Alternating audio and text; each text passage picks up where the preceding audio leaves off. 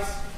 The Honorable Circuit Court for the County of Monroe, the State of Michigan is now in session. Circuit Judge Daniel White now presiding. You may be seated. People of the State of Michigan versus Marshella Chidester. We ready to proceed?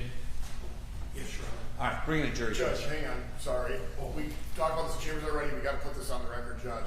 People object to defendant's expert witness being called. We were not providing proper notice under the court's orders, nor does it comply with the court rule. We provided no notice, no written summary, which is required under 6.201. 6.201J allows the court to prohibit the testimony, and the court in People v. Butler upheld that as an appropriate remedy. We have no idea what this gentleman is going to testify to. He may tell us the earth is flat, and therefore our machines are calibrated improperly. Judge, if I may reply, is we weren't informed that we needed one until we found out very late that our expert that we had retained, Dr. Rose, MD, would not be able to testify because the court's regular procedure is that it can't be by videotape, live by videotape, by Zoom or otherwise from where he's at. And as you're well aware, I filed a motion, and as you're well aware, in the motion, it sets forth that he suffers from a very serious Argument to the court. very serious issue. And the court's well aware of it. I'm not going to duplicate everything on the record or be repetitious. And that he can't fly. He was not able to drive. He's in his mid to late 70s. And you could have a blood clot in his brain. Okay, we know all that. Okay, all right, Judge. So knowing that, and then plus, I did not receive any records concerning the toxicology until February 10th. Okay, so they didn't timely under Brady give me records. So then I received. So then we had to scatter. We had to run and get another expert to review everything. Tell me over the phone what he thought of it and anything that's beneficial. Let me ask you: is there a report? There is no report. He did not do a report. All right. And experts do not have to do reports. All right. And he's not going to be relying on a report, or else, as I informed the court last Friday, I believe, that as soon as we get a report, we would immediately email. Okay. Here's the thing. The notice was given. It was late. Lots of things have been late in this case. But I do think it was an unusual circumstances. The original expert witness was not available or couldn't appear for whatever reason. Notice was given. There's no report. You wouldn't necessarily know what he's going to say anyway unless there was a report. And of course, I would have ordered that. And if there was a report, I would adjourn the matter so that you could review it. You kind of reviewed your witnesses, but there's no report. So I'm going to overrule your objection, and we'll bring in the jury. Last thing, Judge, just for the record, our expert is in the courtroom for this testimony. I have no objection to that, Your Honor. Okay, thank you. I have one matter to put on the record just to make it part of the record or take them in. Quickly. Thank you, Judge. We talked in chambers about this, and that is Dr. Gard, MD, is the treating physician. Ram Gard, and it's G-A-R-G. He's out of Bloomfield, treating physician out of Taylor, Michigan. He currently, as the court's aware by motion, has 35 counts against him for holding a criminal enterprise and prescriptions unlawfully given. That's out of Wayne County Circuit Court, Judge McCarthy. That's a trial date of June 2nd of this year. I had asked for an adjournment. Court denied it. Michigan Court of Appeals supported this court and said that there was no need because there's no emergency, which I don't get. But so then anyway, we tried to serve him as her treating physician. And we've tried to serve him with the West Bloomfield Police Department where he resides. Last note, all the furniture is pretty much missing out of the house. They tried several times, the police department and a process server. Then I did as an officer of the court, represent that I did a mail trace. There is no change of address, so somebody's picking up his mail. So we've attempted all of that. Lastly, Judge, as a desperate means, is I had served professionally attorney Prasad, P-R-A-S-A-D, who's listed in Wayne County as his attorney at 4190 Telegraph Suite 3000 Bloomfield Hills yesterday at 10:09 a.m. in person to say, in company of, and to get Dr. Ramgard here at 9 a.m. this morning. I don't see Dr. Ramgard. I called his name. I looked for him. There's a picture I have of him, and he's not here. I have not heard from the attorney. Okay. So You made a record. I wanted to make a record, Judge. Okay. Thank you very much. All right. Very quickly, Judge, I know this is driving you nuts. Yes. Mr. Colomas accused us 5 minutes ago of a Brady violation. I want to make a record that there is no Brady violation here. The documents he received from the lab were received by him on February 10th. His demand for discovery was filed February 3rd, received by us February 4th, well in compliance with the court rules. I just want to make a record. All right. The record is clear. Just very quickly, is Brady says you don't have to make a demand. If you got any evidence at all, you got to turn that. All right. We've made a record. Let's bring him.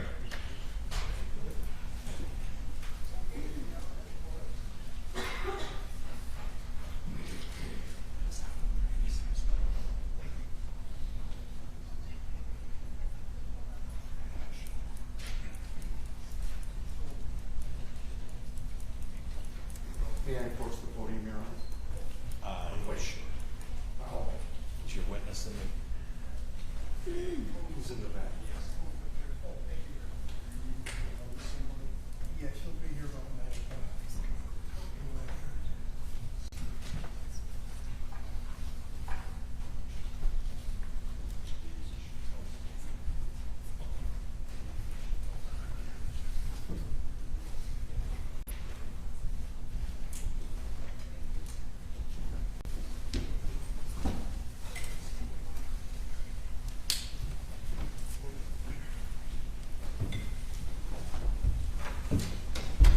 Good morning.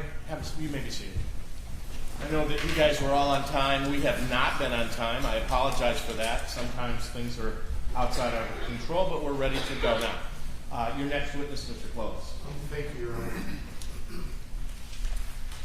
May I go get my witness, please? Thank you very much.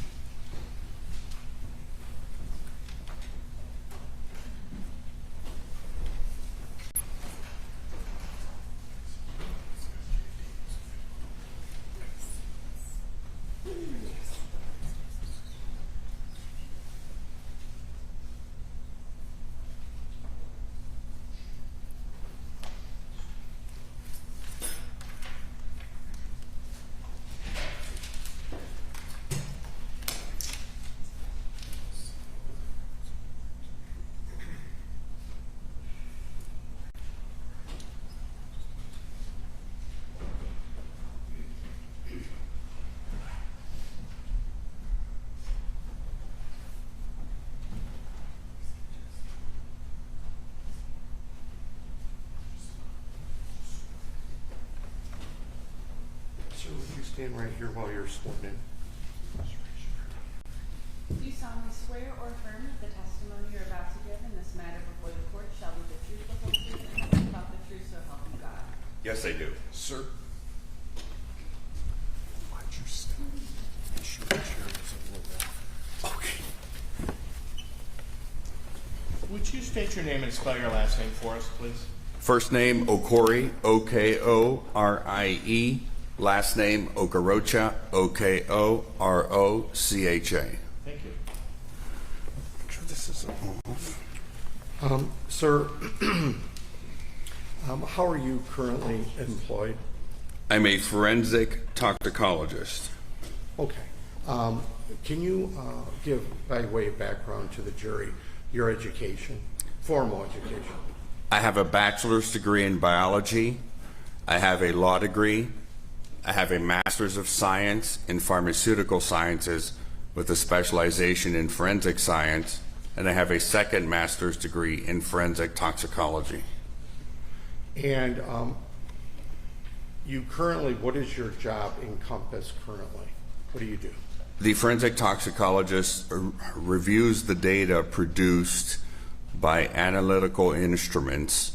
In my case, it revolves around blood, breath, hair, saliva, urine testing. And how long have you been doing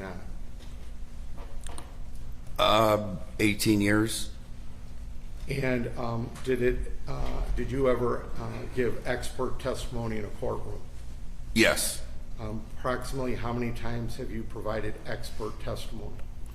Over 700 times in 55 of the 58 California counties, 25 times in 25 different U.S. states, and in Germany and Japan.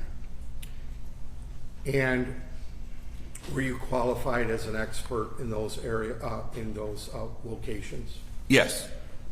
And did you ever give testimony and qualified as an expert concerning any U.S. military service personnel?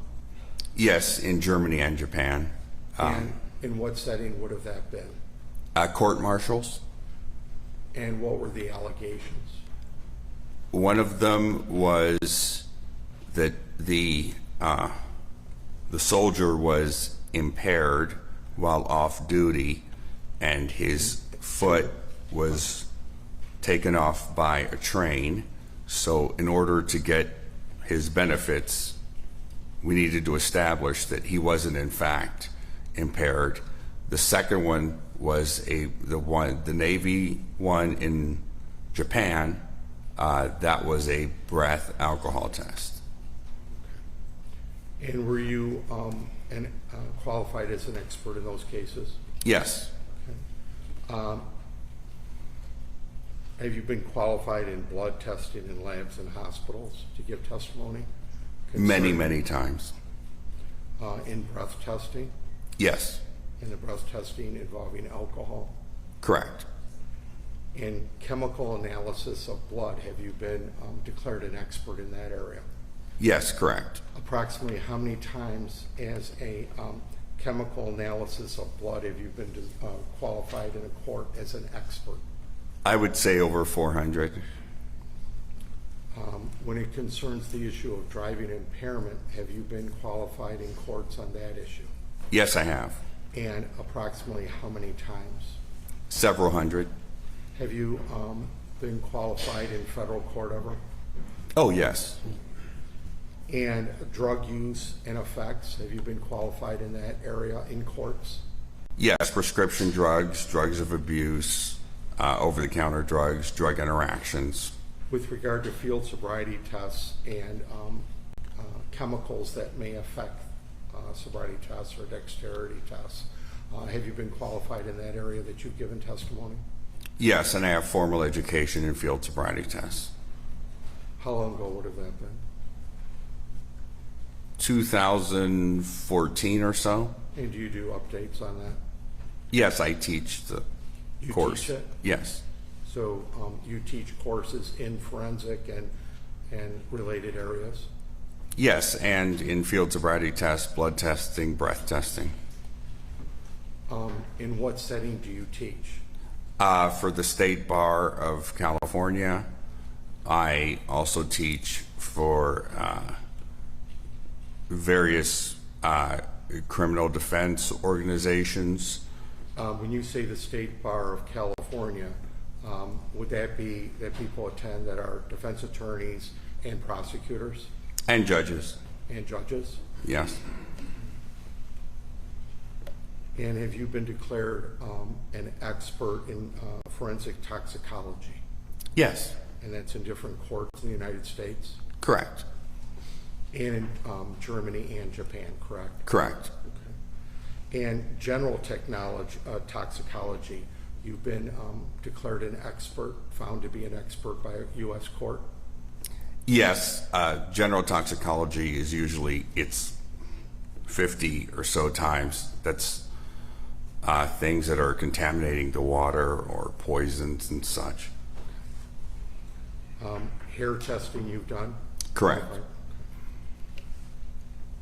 Pharmacology, you've been declared an expert in those fields in U.S. courts? Correct.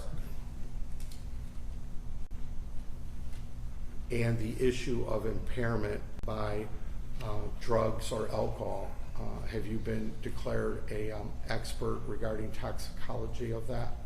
Correct. Drugs, alcohol, or alcohol and drug interactions.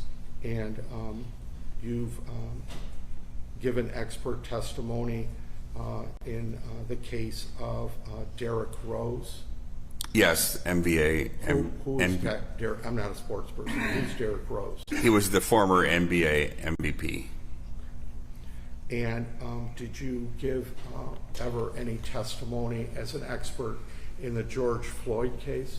No, I was a consultant on the case. The civil case, which I was working on, settled prior to the trial or testimony. And as a consultant, were you asked for your expert testimony or expert advice? Yes, and I relayed to the attorney what the attorney needed to know. And then the last case is, it deals, it's captioned Hawaii versus Denise Dixie Villa, V-I-L-L-A. What was that case? That was a baby manslaughter case involving Benadryl. And were you qualified as an expert for the court there? Yes. I'm looking at your curriculum vitae, fancy word for resume, and it says you're testified in over 850 jury trials. Is that correct? Correct. In 55 different California counties? Yes. 24 United States federal courts? I think he said all that. Okay. Did you say 24 U.S. courts? I think he said 25, but 25 other states. Thank you, Judge.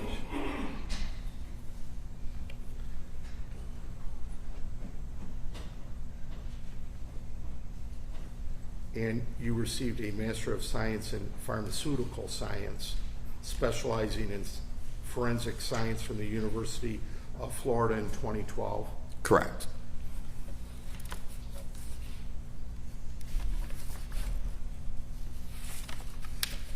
I would like to have my witness as an expert.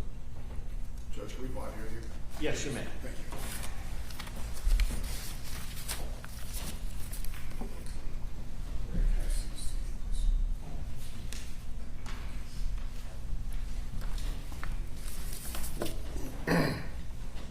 Mr. Okorocha? Yes, sir. All right. Sorry if I get that wrong. You said you have a bachelor's in biology? Correct. Where did you obtain that degree? California State, Northridge, When would that have been? 99. And so after you graduated in 1999, did you go right to graduate school? I went to law school, if that. Immediately? When did you start law school? Yes, it was the fall following graduation. So that would have been 1999? Yes. And when did you graduate law school? 2002. When did you go to get your master's? 2010. What did you do from 2002 to 2010? I worked for the federal government, U.S. Department of Health and Human Services as a civil rights investigator, and then I worked as an attorney. You worked as an attorney? You worked as a defense attorney? Yes, for 3 of the 22 years I've been licensed. Specializing in drunk driving cases, I assume? For the 3 of the 22 years, I focused on that. Where was that law school located? It was in Costa Mesa, California, Orange County. And where did you go to get your master's? University of Florida. So undergrad and law school in California, master's is in Florida? Yes. How long did you live in Florida? I didn't live in Florida. You can do a lot of the work remotely. You take the exams and certain classes in person. So you got your degree from an online university? I wouldn't call it online because you're mostly doing research, but yes, it's remote. Were you in class in person? Yes, for some of the classes. For all of the classes? No. Okay. How did you do labs from California to Florida? Sorry? How did you do your lab requirements? How did you meet lab requirements if you were living in California and your classes were in Florida? The forensic toxicology, forensic toxicological analysis is not lab technician work. It's the analysis of the data. The laboratory technician work is simply filling up vials, putting them in a carousel, and pressing a button. Something tells me most chemists would object to that assessment, but I'll move on. Undergrad, how much lab work did you get?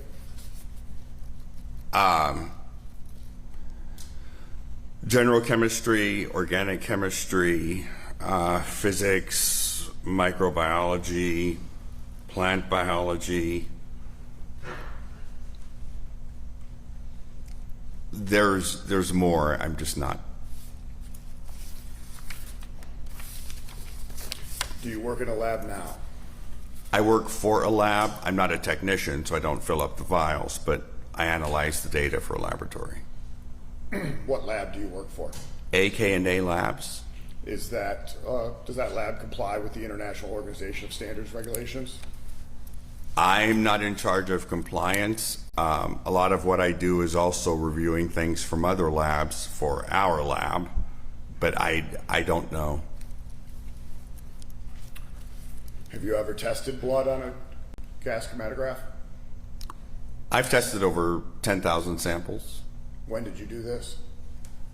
I've worked for various labs since 2000, from 2011 up until COVID. Do you conduct testing still? Only if I'm covering for somebody. I'm not a technician. Are you a certified forensic alcohol analyst? I'm not sure what that is. Take that as a no. Your most recent professional experience then would be from prior to COVID? Well, my lab technician work would be prior to COVID. My most recent professional experience would be this week. Are you a licensed toxicologist? There are no licenses for toxicologists, at least that I'm aware of. Is your lab that you work with accredited by anyone? I don't know the accreditation process. We have labs we send things out to that are accredited for other things. I'm not sure what the labs are accredited for. What did you review in preparation for today? It's really more cross than it is voir dire. Okay, I'll move on. Hang on a second. Have you ever testified in the state of Michigan before? No. What protocols govern blood collection and testing in Michigan? I did not review the blood protocols. I reviewed the analytical chemistry data. So you don't know what rules or policies are used and implemented in this state. Do you know who implements these policies? No, the policies aren't relevant to what I'm analyzing. All right. And Judge, the people object. I don't think he's qualified to testify in the state of Michigan. He doesn't even know what governs collection or testing of blood. All right, well, the court does determine that this witness has been qualified as an expert witness over 700 times in 25 different states, in Japan and in Germany. Has a significant education, also has a significant practical experience. Accordingly, the court does qualify this witness as an expert in forensic toxicology. Thank you, Your Honor. May I proceed? Yes. Thank you. Sir, could you, again, just say your name? Okori Okorocha. Okay, all right. And you reside where? El Segundo, California. It's by Torrance, south of LA. And you received certain records that were sent to you, is that correct, concerning this case? Correct. And they were more of toxicology type records and things like that, right? Correct, laboratory records. All right. And you're not, a lab tech is somebody that stores, let's say, blood or accepts blood from the police department and then stores it. Is that correct? Correct, stores it and then tests it, no. Okay, all right, that's a lab tech. All right. It's sort of a simple procedure. It's more simple, correct? Yes, we have lab techs that don't have any college education, for example. All right. And you had opportunity, your job or being an expert when you've testified is to interpret the results after they've been obtained through testing devices. Would that be a fair statement? Correct. And that's where all of your expertise surrounds, not drawing blood or storing it, but analytical. Correct. I am familiar with the procedures for mixing the blood once it's collected and what you're supposed to do with it once it's collected. Okay. Well, whether it's a blood draw and placed in a vial in California or in Michigan, does it change fermentation or anything? Or it's the same blood, a tube? Objection, Your Honor, this is a leading question. Well, I got to ask the question. Well, the question is whether it's a leading question. Why don't you just try it a little different? Okay, all right.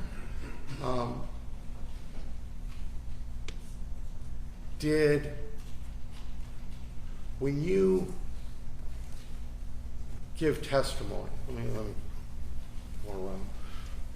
prior to giving testimony, do you look at the toxicology reports? Yes, and the laboratory data supporting whatever reports were generated. Do you just look at the one page that says this is the result and that's it? No, anyone with Microsoft Word could generate that. It's the data that supports it. And can you inform the jury what data you looked at prior to coming to a conclusion concerning this case and this blood type? There are various lab worksheets and then various graphs. The actual blood sample is depicted on what's called a chromatogram, which is a visual depiction of what was found in the blood. And we did go through this with state of Michigan people that testified yesterday. But I want to ask you, just to see if we're sort of on the same page of what they said. And that is, when blood is extracted from an individual and it's put in a tube, let's say state police or government, or you want to preserve it or save it for testing in the future, is there a preservative that's usually mixed with it? Yes, and nationwide, everybody uses the same tubes, the BD or Becton Dickinson, and they are supposed to be gray top tubes with preservative and anticoagulant. Okay, and that's a private company that does that, correct? Correct. And it's all the same? I mean, in other words, throughout the states? Yes. So they have the contract with all the states as far as you know? Apparently so, or they're the only ones that make that kind of tube. I don't know. And that would be Michigan and California both? Yes, or any other state. Okay, and I don't know toxicology inside out. I didn't study it. And the jury and the judge, can you please explain what would be in this tube and what purpose does it serve? So the potassium oxalate would act as an anticoagulant because when the blood, if it clots, the alcohol follows the water portion of the blood and not the red blood cells. So if it clots, you get a higher concentration. So you want to fend that off. Secondly, it would have sodium fluoride, which is intended to inhibit microbes such as bacteria or fungi from converting blood sugars and other substrates into alcohol. But it's an imperfect process. Okay. And when the tube is opened prior to putting the blood in? Oh, it isn't opened. The needles. If the needle goes in. Mm-hmm. The needle is in the air. Then the needle goes into this tube with a protection on it. And then blood is put in the vial, correct? Correct. And typically, for forensic purposes, you would want to wipe the top of the blood tube you're putting it in. So you're not putting something that can be contaminated right into the blood. What would be the reason of why? What would be the reason of why you wipe it? Because it's easy to insert microbes such as bacteria and fungi into the sample, and it doesn't take a lot of bacteria or fungi to be able to alter the sample. I presume from what you're describing, it's very, very sensitive, and you have to be very careful. Yes, all biological samples change immediately coming out of the body. So it's just like when you buy milk at the store, you get the one with the furthest expiration date. It's stored properly, but you know it changes. And how should, if the blood is put in like you described into this, is it 2 vials or 1? Most jurisdictions collect 2 vials just in case there's a problem with 1, because it's an imperfect process. Okay. And once that happens, the person that draws the blood, what is supposed to be done with the tube? Just put right in the box or what? No, the tube is supposed to be inverted approximately 8 to 11 times. So if this pen is the tube, you're going to turn it. Record reflect that the witness is holding on to a pen that's about 8 inches long. Yeah. Thank you. So you would take the tube, you would turn it completely upside down, and then bring it back. And you're going to repeat that process 8 to 11 times. Okay. I'm going to show you a pen. Record reflect that I'm holding a pen maybe 8 inches long between my 2 fingers, and I'm going to just wiggle it back and forth and not actually turn it upside down 8 to 11 times. If I wiggled it once or twice, would that be enough to do a proper mixture of this chemical balance at the bottom of the tube? No, not per the manufacturer guidelines. And the manufacturers have an interest in having the most robust tubes they can have, and even they say you need to go through that procedure. And if a person does not mix it, for lack of a better word, mix it properly, is 10 or 11 or 8 or 10 times, what could happen?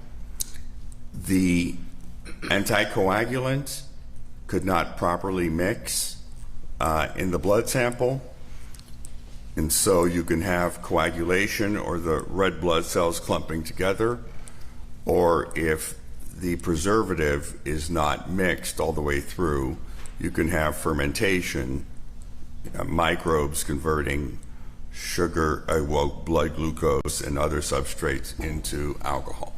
And what happens when fermentation? Do you want fermentation to happen in a sample? No, you usually do everything to prevent it. And what's the reason why? Well, the fermentation, you're converting blood contents that are not alcohol, such as glucose, and you're converting them into alcohol. So not only are you losing blood volume, you're increasing alcohol, which can make the blood alcohol level go up significantly. And if it's tested after that, would the test be reliable for No. measurement of alcohol in blood? No, fermented blood would not be reliable for blood alcohol concentration. Is there an analogy with regard to preservative or milk or anything like that? We talked for a minute today. The preservative is imperfect, and depending on what microbes are present, there can be significant changes, but there are always going to be changes. That's why you draw it, you put it in a refrigerator freezer, because that slows down whatever biological processes are going on, and you mix it to try to control it, and then you want to test it as soon as possible. And what does the state testified that at times the refrigerator, there's a walk-in refrigerator that samples are put in. Why is there a refrigerator? Why is there refrigeration? Because biological processes happen a lot slower when you're in a refrigerator freezer as opposed to heat. Heat speeds up the chemical reactions. Would that cause a fermentation at all to speed up?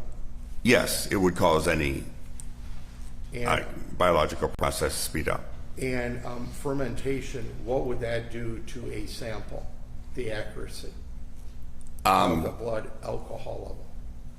It could make it go up significantly. In one study, they found that it would go up to a 0.10 in 1 day or 24 hours. And if the fermentation is not shaken or inverted several times, would that also affect and cause to go up much higher? It makes it far more likely. So if the preservative, let's just say, is not mixed properly and it's not refrigerated or kept cold, you're really going to have an inaccurate result. Would you agree? That potential is a lot higher. And you don't want that normally, right? Correct. You want people to follow the test so you have an accurate result, correct? Correct. Proper procedures. And these procedures are not only for California or Michigan, am I correct? Correct. There's nationwide standards, national standards from the U.S. Department of Health and Human Services, the Society of Forensic Toxicologists, and the American Academy of Forensic Sciences. And are you aware of all of that? Are you aware of all that standards? I know them pretty well. They're over probably 200 pages, so I don't know every single detail, and they go into very specific areas that I don't necessarily deal with. There'll be no test today on that. Okay. Do you use that in your practice of analyzing data? Yes. And after having an opportunity to review the data that was supplied to you, supplied from the prosecutor, how many pages was it? Over 300 pages total. Okay. And did you, was there anything unusual when you looked at the data and you were analyzing these pages of results or raw data? Yes. What are you looking for to see? What would you look for in the data to make sure that the proper testing was done, or maybe it wasn't done? Various things. In this particular case, I noted that there were other compounds in the blood sample that would not be there without fermentation. And what would be the name of those compounds? I'd have to look. The most significant one was acetone, which would be nail polish remover. I know, not that nail polish remover was put in there, but is that something that's put in nail polish remover? Yes, that's what nail polish remover is. The blood sample would have tiny amounts of these volatile organic compounds such as acetone, and the amount of alcohol produced when even you have a tiny amount of acetone can be 10,000 times as much. And does somebody that wants an accurate result from blood testing toxicology wants an accurate result, would they want acetone being found in their sample? No, you would want to throw out the testing because acetone's not found in human blood. Well, there was some testimony yesterday that you can have a little bit of acetone in the sample and it's okay. I would strongly disagree. Have you ever been told that it's okay to have some acetone in a blood sample and it's accurate 100%? No, and there were other volatile organic compounds in there as well. Where would those compounds originate that you saw? How would they originate? From what? In a blood sample, the only way you would find them is fermentation, unless somebody put those, ran all those things in the instrument and there was a lot of contamination or something. Unless somebody intentionally put them in, it happens through fermentation. Is that what I understand? Yes. Okay. And for me, fermentation could occur non-refrigerating the sample prior to testing, and or the chemical compound inside the test tube is not shaken properly. Or it can happen even with refrigeration. Okay. And if it's not refrigerated, would that be like an expiration date on milk, but you leave it outside and it tastes sour prior to? Yes, correct. It would speed up the expiration of the milk.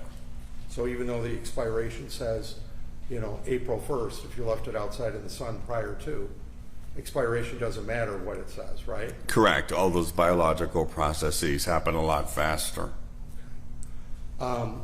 After analyzing the data that was supplied to you from the state toxicology department, do you think that the result that is allegedly obtained as 0.18 of that blood level, that's truly accurate? No, because there were several volatile organic compounds present in the sample. And all of that combines to not giving you an honest and accurate sample? It gives you a result that is not the same as it was when the blood was drawn. Do you know if the second sample of the vial of blood, there were two? There's Yes. two, right? And that's what was testified to yesterday, there's two. It was run twice. I don't know which vial it came from, but it was run on two different, what are called columns. Do you know if the second vial, if it was ran on that, does it show any testing on that? In the records you've looked at, the second vial? I don't know about the vials. Okay. I just remember the columns, and it was Okay. run on both columns. That's what I was gearing the question to, that if there's two, which there was testimony of, and tests are done on one, do you know if the second test tube or vial was tested at all from looking at the reports? Yes, there were two tests. So each one was tested, Correct. or at least it looks like that? Correct. Okay. Or at least two columns. Okay. And there could be two columns in one test, correct? There usually is two at a minimum. And then it was described to us yesterday by a toxicologist from the state that the process is, that you said earlier, you push a button, you put the blood sample in, you push a button, and then it just operates on its own, correct? Correct. It's completely automated, so most people would usually run it overnight so that you don't have lab personnel checking Facebook or sitting around. And that's exactly the testimony was, that it's ran overnight, and it's approximately 7 hours. Does that sound right? Yes. Okay. And the toxicologists, when they're running this test, they don't have any personal involvement, or they're not touching the blood or the sample or anything. It goes into a machine to keep it as clean and impartial as possible, right? Yes, and it's all automated. Okay. And if somebody's at a hospital, in your opinion, professional opinion, if somebody's at a hospital, would it be more accurate testing to take their blood there and have the hospital test it than to get it, shake it, it might ferment, refrigerate, not refrigerate, wait 2-3 days, and then have it tested? Would it be better just to have the hospital more accuracy, take a blood sample right then and there? Objection, Judge, this is a leading question. No, it's leading, Your Honor, but I'm asking him his opinion. I'll allow the question. Thank you.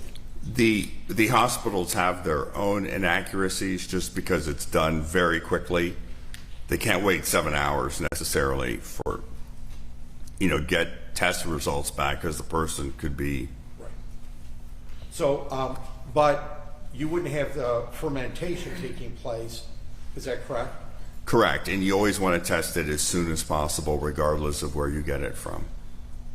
So would it be more accurate to if the hospital do it than let something ferment? All things being equal, yes. Your resume, I've had marked as Exhibit 1, and I believe, I'm going to move for it to be admitted, but I believe it's stipulated 2 already. Defendant 1 is admitted. The CV, thank you. Is that true and accurate as to your? It's admitted. Okay, thank you, Judge. Did you give it to my clerk, please?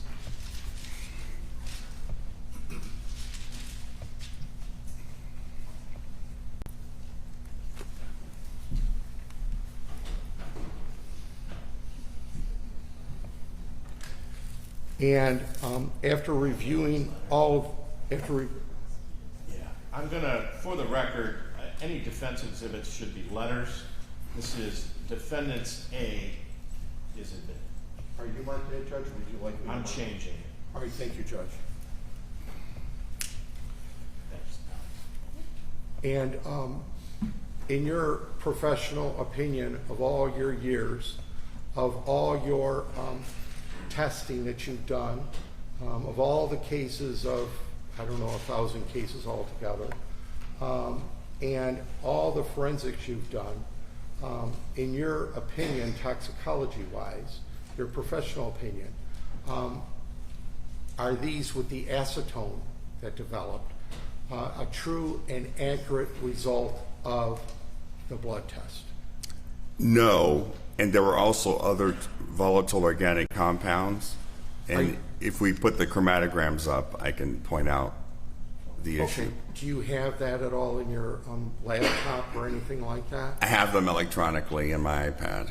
Your Honor, may he look at his records, please, to refresh his memory? If that'll refresh your memory, sir. Yes, Your Honor. Thank you, Judge.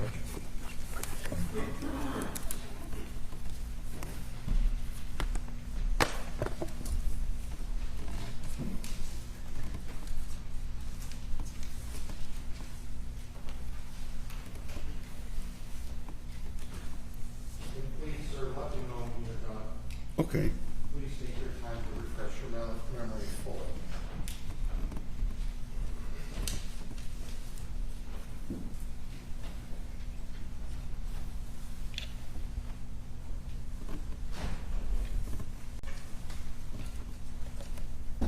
Okay. Thank you. Are you prepared now to go forward, sir?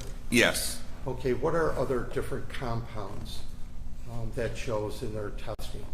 There is acetone and isopropanol. Okay, that's the one I had problems pronouncing yesterday, the second one. Not that it's relevant, but tell the jury about those compounds. Are those normally in your blood? No, you wouldn't have volatile organic compounds in human blood. Alcohol is a volatile organic compound, but the only reason you have it is if somebody consumes alcohol. But normal human blood wouldn't have acetone and isopropanol. And if normally you would have, because somebody consumed alcohol, would that, how does the fermentation affect that, or other compounds, or acetone? Well, the fermentation greatly increases the alcohol level that you have present. It can make it drastically higher, or it can make alcohol where there's no alcohol. So they take blood samples and they see if they ferment, and the blood alcohol levels can go from 0 to a 0.10 in one day. And if there's all these other chemicals, could it go up higher? Well, the other chemicals are just telltale signs that fermentation occurred, because fermentation is sort of involves the byproducts of fermentation. So you'll see those sort of things. But you're absolutely positive before this jury that those results are not accurate according to your opinion, professional opinion, and according to the records you viewed from the state. The .18 would not be accurate. Correct. It would not be accurate for the time of the time the blood was taken. Okay. And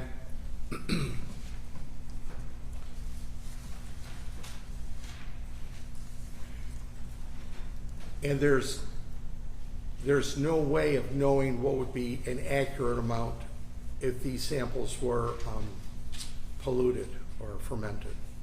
There's no way to determine how much fermentation occurred. If you have some volatile organic compounds, you know it was far greater than the amount of volatile organic compounds, but you can't place a number on the increase, or if it went from 0 to whatever number you have, or it went from a lower number to a higher number. And if somebody had a regular, I don't know, 6 ounce or whatever it is, glass of wine between 11 and 12 or 11 and 12:15, and a blood sample was taken, let's say 3 hours later,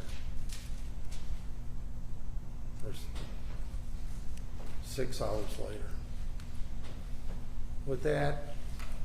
would it be accurate as what's being tested because acetone is in there, or fermentation may or may not be occurring? If there's acetone present in other volatile organic compounds, that's evidence that fermentation occurred.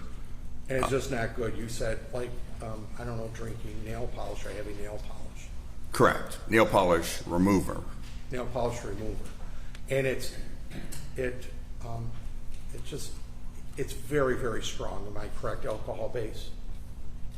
Sorry, what is? It shows an alcohol base when you're testing, when you have this acetone.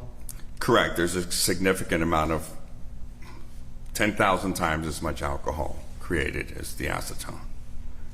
Now, can you go back and prior to testing, take acetone out of the sample? No. Once it's in there, it's in there? Correct. Taking it out wouldn't do anything to the alcohol produced. Okay, so once the alcohol's there, it's there even if you could extract the acetone, its damage is done, so to speak. Correct, because the acetone is part of the process in fermentation. And, have you, I looked at your resume, or when I was speaking of it in front of the jury, qualifying you, is you've also been involved in breathalyzers, or, formerly data masters and things like that at the station, somebody blows into a tube and then it registers 1 or 2 amounts that may be of alcohol level. Am I correct? Correct. Okay. There was, that wasn't done in this case. Are you aware of that? Yes. Okay. Would it have been a good idea to have done that? The more data points you have, the better understanding you have of your test results. And if there was fermentation or any pollution of these samples, sounds like common sense that you'd have the breathalyzer at the station, those results, right? If everything was working good. Right. Those would not be prone to the fermentation errors. Not at all, correct? Correct. Okay. I don't have any other questions, Your Honor. Cross. Thank you, Judge.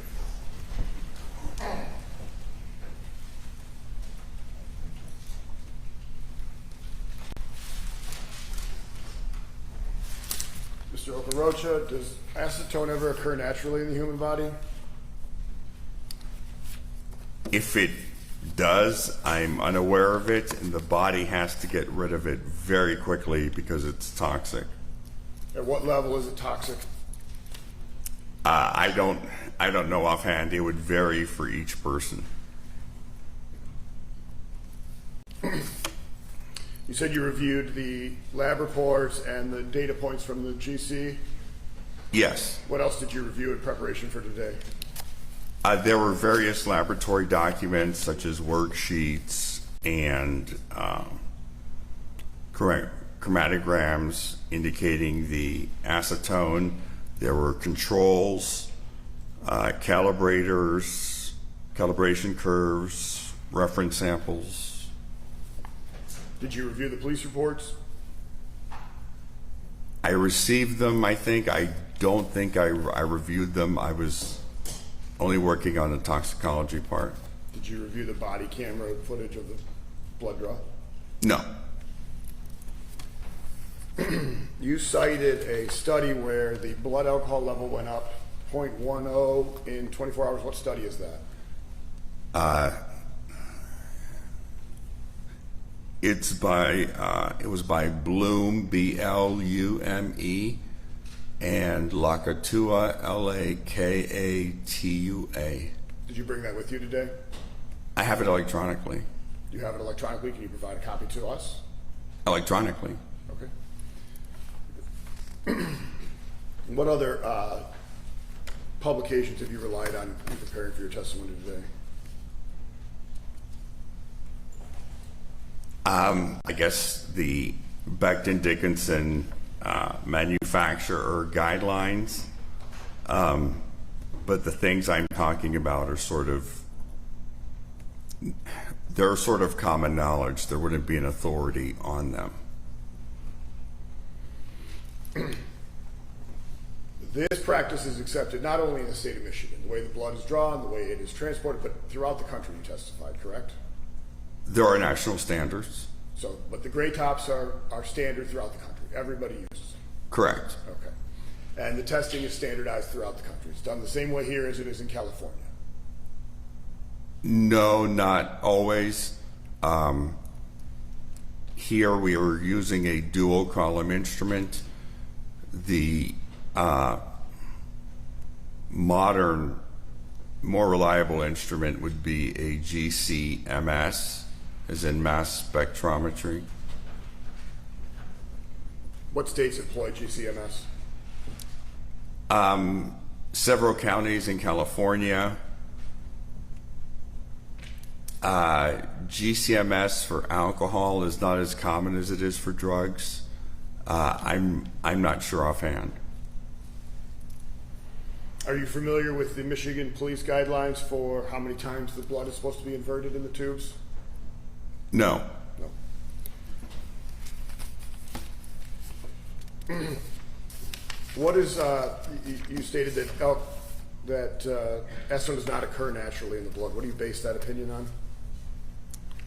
Well, the laboratory runs known samples of various compounds, including acetone, because they're running known byproducts of fermentation, because you need to run them to see if they're present. So if you're running them to see if they're present, you're doing that so that you can figure out if there's fermentation or not. How often does fermentation occur? It would depend drastically on conditions and, the temperature, the delay between testing and, between the draw and testing. When does fermentation stop? Usually when the microbes run out of substrates that they can convert to alcohol. So you tested the blood here to confirm that it was higher than 0.18 that it kept fermenting, correct? No.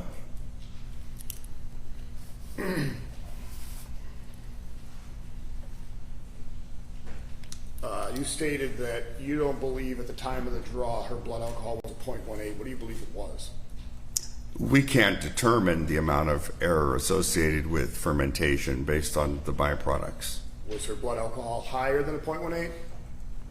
Not with fermentation, no. It would have to be lower at the time of the draw. Do you want me to take a break, Judge? No, for a second? go Okay. Is it so it's your opinion that her blood alcohol level was lower at the time of the draw? I'm going to object. He said he doesn't know because fermentation takes place. Maybe it's speculative.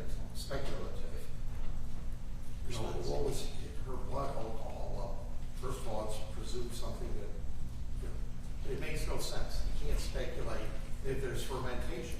He said it can occur with no alcohol in your system to start with. Response. Judge, he's testified that he believes fermentation occurred. I'm trying to establish whether or not he believes the result is accurate. Was it 0.18 at the time of the draw, or was it lower at the point of the draw? I think it's a fair question. I'll allow the question. The objection's overruled. It would be significantly higher at the time the blood was collected. I'm sorry, at the time of the testing than when the blood was collected. So her blood alcohol increased from the time of the draw to the time of the testing. That's what fermentation does.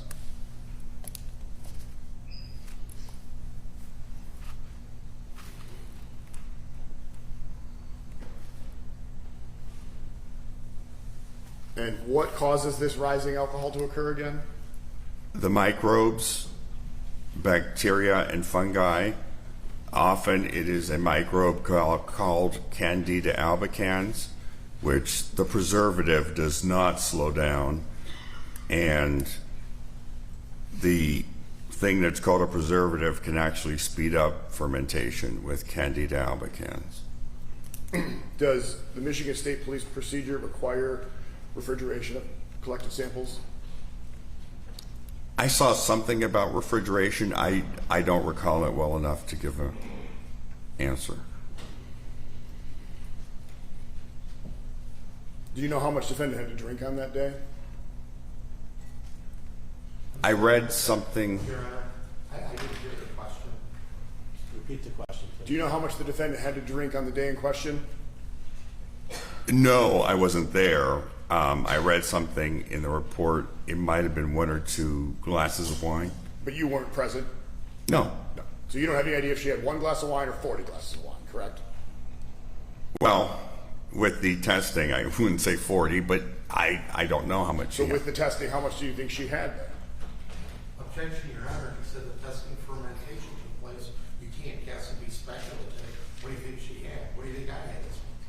Judge, he said with the testing, I wouldn't assume 40, so maybe he's got an answer to this. He's also an expert witness who can give his opinion. If he can't base his opinion on what's been presented, then he'll say something. Okay. 40 drinks would be, even with hard alcohol, I doubt somebody's belly could hold that much. I understand. How much do you believe she had to drink based on the testing results that you've looked at? I cannot tell because of the unreliability of the testing. The state of Michigan tests blood like this every day, multiple samples a day. It's your opinion that some percentage of those ferment every day? I don't know what percentage. I can say in this case it fermented. And that's because acetone doesn't occur naturally in the human body.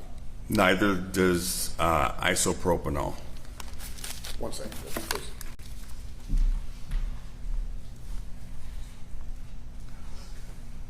We have no further questions. Please. Redirect. Thank you,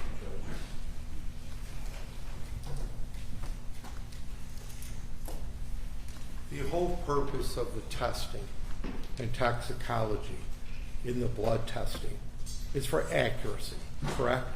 Correct. Forensic testing, you want to get it as accurate as possible. And from all your studies and all the cases you've worked on and all the cases you've testified in, are samples of blood supposed to be refrigerated?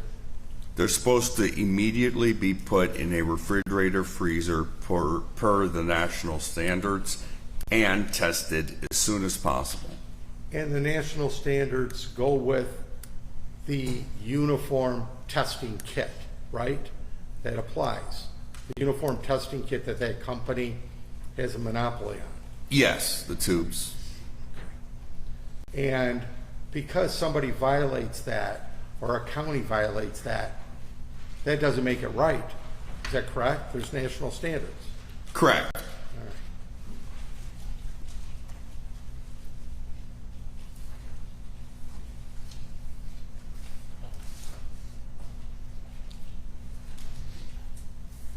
And how many times, and does that also then apply to how many times a tube should be inverted? You had said how many times? 8 to 11. And that's to make sure that all that powder that's stuck on the bottom is dissolved. Is mixed in with the sample. And is it the national standards to do it this 8 or more times?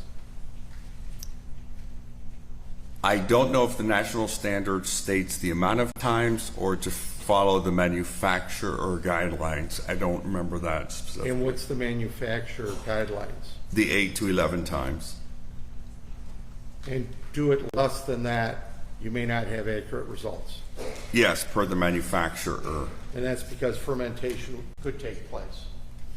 Yes, and it can take place without, without the preservative, with the preservative. Thank you. I don't have any further questions. Recross. Briefly, Judge. May I approach the witness? Yes. I'm going to show you what is the FSD 093. This is the Michigan State Police instruction form for drawing blood. Your Honor, may I take a look at what you're showing my witness? Sure. Thank you. Excuse me. Your Honor, I'll object because this has never been, I've never even seen something like this or where I found it, and nobody's testified to it. I don't know if it's old, new, what this piece of paper is.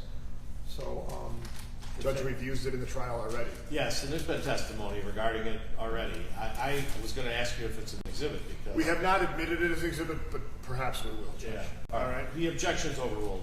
It's clearly been testified to. Excuse me. Can you take a look at that, please? Tell me if you recognize that document. You want me to read the back of it? I just want you to take a look at it and tell me if you recognize it. Have you seen it before? No. and Your Honor, also objection because he's already had his opportunity to ask him questions in cross. Now he's going into another tangent. You were asking about the standards. I think it's a legitimate question. The objection's overruled.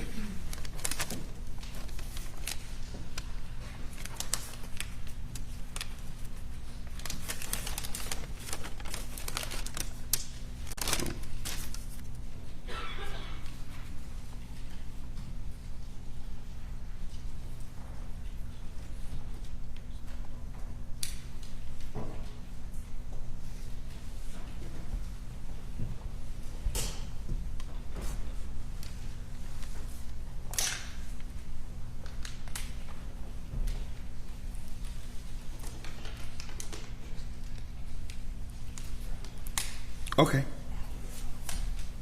You have not seen that document before, correct? Correct. Okay. In the state of Michigan, we talked about the actually, hold on to that for 1 second. Okay. If you would. The Michigan State Police has policies and procedures associated with blood draws in the state of Michigan, but you're not familiar with those policies and procedures, correct? This is the Michigan State That is Police. not it. This is a question aside from that document. Oh, okay. Are you familiar with the Michigan State policies and procedures that govern drawing and testing of blood? Not in particular, but they're pretty standardized. Okay.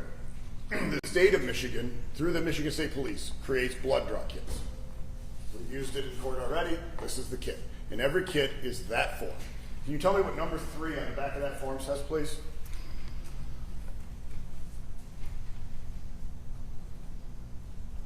Slowly invert blood collection tubes enough times to distribute the sodium fluoride potassium oxalate preservative. Enough times?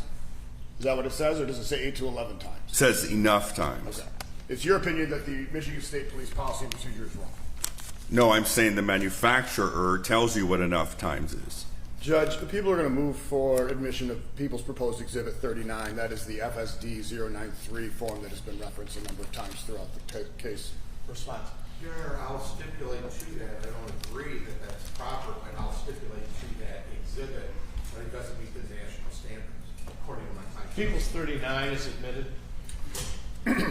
And how much were you paid to testify today?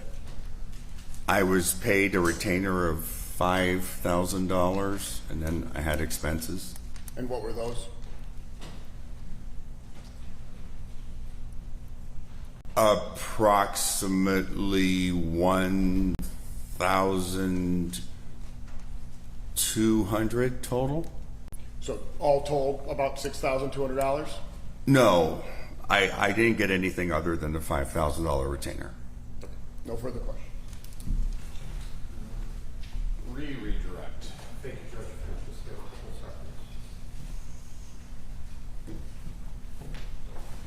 seconds.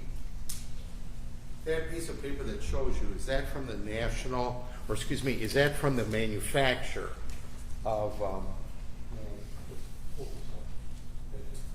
is that from the manufacturer of the biological arrowhead forensics kit? You know, those kits are made using the Becton-Dickinson vial, and the Becton-Dickinson vial manufacturer guidelines tell you how much is enough to mix it. Okay, do they just say, mix it enough, and use your own, judgment, or do they say 8 to 11? The manufacturer says 8 to 11 is required to be enough. Of inverting each test tube? Correct. Okay, and you're sworn to tell testimony today, you're sworn to tell the truth. Is that the absolute truth? Yes, absolutely.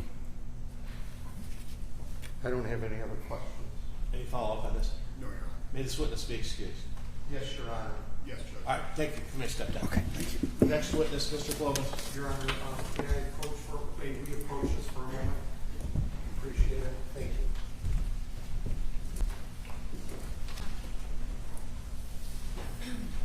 Your Honor, if I may, that's the exhibit that we stipulated to, that I would ask exhibit B for the defense, and that's the receipt. All right, if you give it to my clerk. Thank you, Your Honor. Defendant's B is admitted.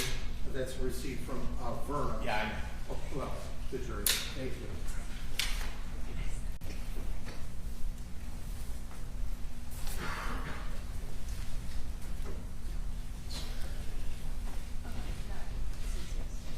Right. Do you solemnly swear or affirm that the testimony you are about to give in this matter before the court shall be the truth, the whole truth, and nothing but the truth, so help you God? I do.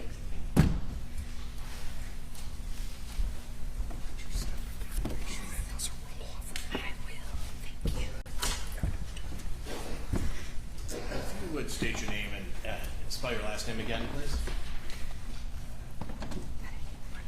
Okay. Yes, I am Tabitha Faust, F-A-U-S-T. Thank you. Thank you, Judge. Ms. Faust, thank you for being here again. You were, because of court rules allowing the same, you were able to be in the courtroom to hear defense's expert testimony. Is that right? That is correct. Okay. When you received the blood sample in this case, Ms. Faust, what was its condition? The condition I would consider to be normal. As part of our checking process, we look at the samples before we test them to make sure that there isn't a large clotting issue, that everything is mixed in, all the information on it matches our system. It is part of our normal check when we test. So was there any clotting of the blood in this case? There was not an excessive amount of clotting that I had noted, or I would have put a note in the case record. Okay. And what is that indicative of? So to me, that's indicative that the sample was properly preserved because there is an anticoagulant that is in those tubes. If it had not been mixed properly, then I would have expected the blood to have clotted.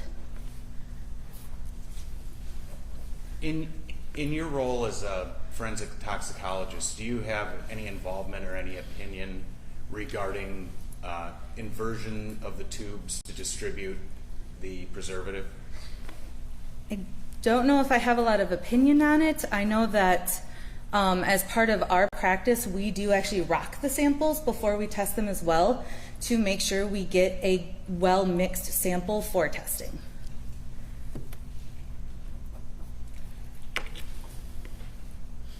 Does the lab have a policy on accepting blood samples that haven't been refrigerated?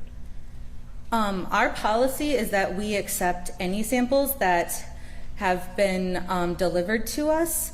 Our official ASB standards states that it is acceptable to send samples unrefrigerated as long as they are received within a reasonable amount of time. And do you have a qualification for what's a reasonable amount of time? I do not. Okay.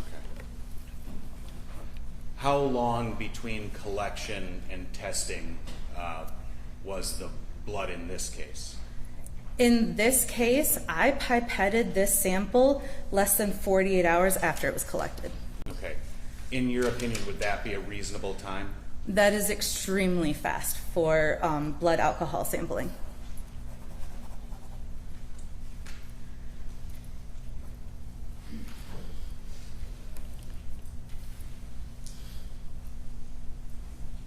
Defense's experts spent a good time speaking about acetone and isopropanol. Yes.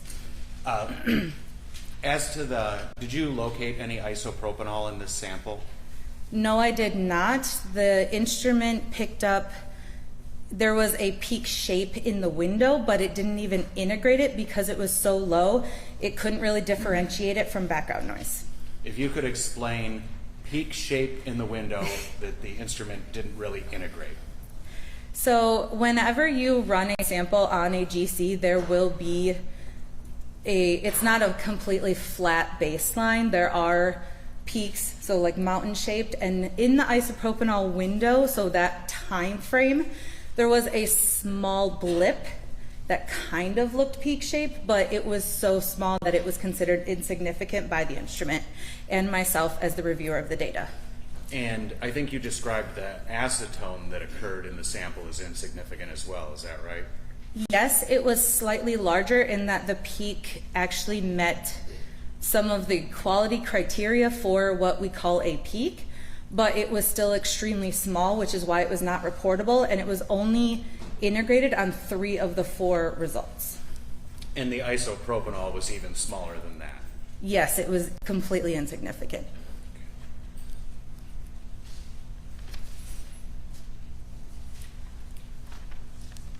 Do you have any knowledge or have you read any literature in regards to acetone naturally occurring in the body?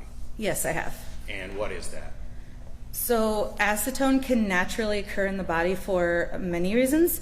One, like I mentioned yesterday, is in diabetics. If you, especially uncontrolled diabetes, you will have ketones in your system, which is, one of them is acetone, and you can go into diabetic ketoacidosis, which is a high level of acetone. The fad diet, the keto diet, tries to get you into that ketosis state, and that is also will increase the amount of acetone in your system naturally. High levels of stress, pregnancy, and even a binge drinking episode can cause low levels of acetone in your blood naturally.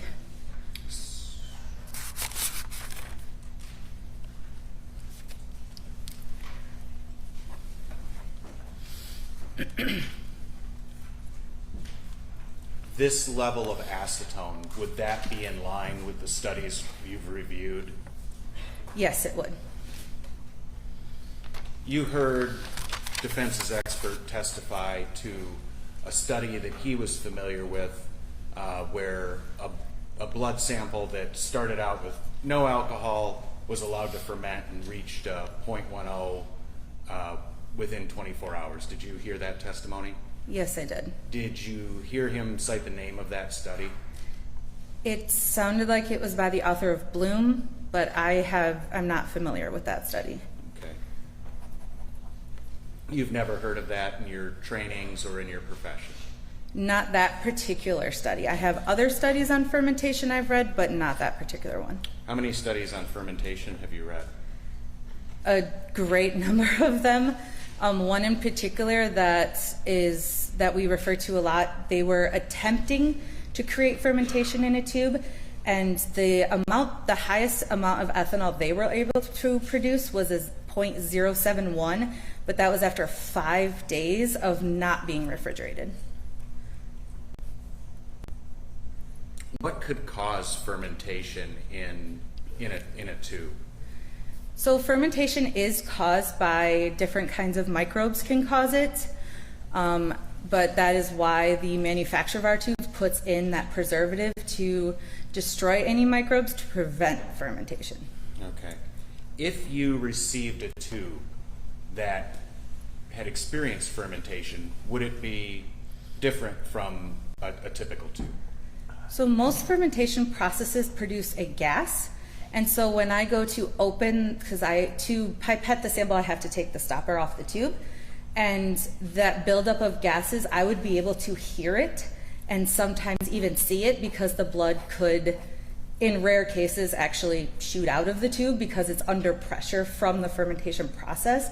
And none of that occurred in this case. So in your training and experience, is there anything to suggest that this blood had suffered from the fermentation process? No. Is there anything in your training and experience to suggest that this blood was not properly preserved? No. Is there anything in your training and experience to suggest that this blood was not properly stored and transported before it arrived at the lab? No. Just one second. No further questions. Thank you. Cross. Thank you, Your Honor.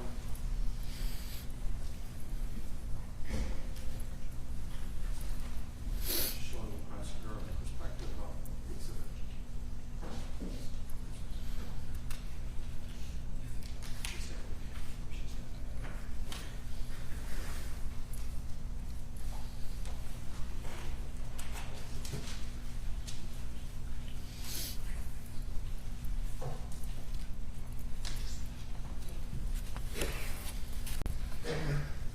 Ma'am, you said that you did not see any large clotting in the tube or tubes? Correct. I have seen improperly stored tubes before where the entire sample has congealed. Isn't it? It was like a gel-like substance almost, and that was because it was improperly stored. When you say improperly stored, like how? I don't remember the particulars of that case, but I believe it was left for a very long period of time in a very hot squat car. Could that also occur if you don't shake it enough? I would assume so, because the anticoagulant would not have been distributed within the sample. And it's very important that the anticoagulant gets distributed very well. Am I correct, to preserve it? Both that and the preservative, yes. And you stated earlier, and it sort of stuck out at me, you stated not any excess amount of clotting. So you said I interpret that as there's clotting, but it's not in excess. That's what you said, not any excess amount of clotting. So was there some clotting at all in it? I didn't know any clotting in this sample. What did you mean by not any excess amount of clotting? If the anticoagulant hadn't been mixed in, then I would expect a large amount of clotting in the sample as evidence of that, and I did not see that. I did not know any major clotting or even minimal clotting that I noticed in this sample. So earlier when you testified with the prosecutor, you didn't say there was no clotting. You said not any excess amount of clotting. So it wasn't any serious clotting, in your opinion, correct? Correct. Okay. And did you look at it at all under a microscope or any that type of regarding clotting and things like that? No. And you work for the state of Michigan, correct? Correct. Okay. In the toxicology department, correct? The toxicology unit of the Michigan State Police. Okay. You're supposed to do your job as best as you can, correct? Correct.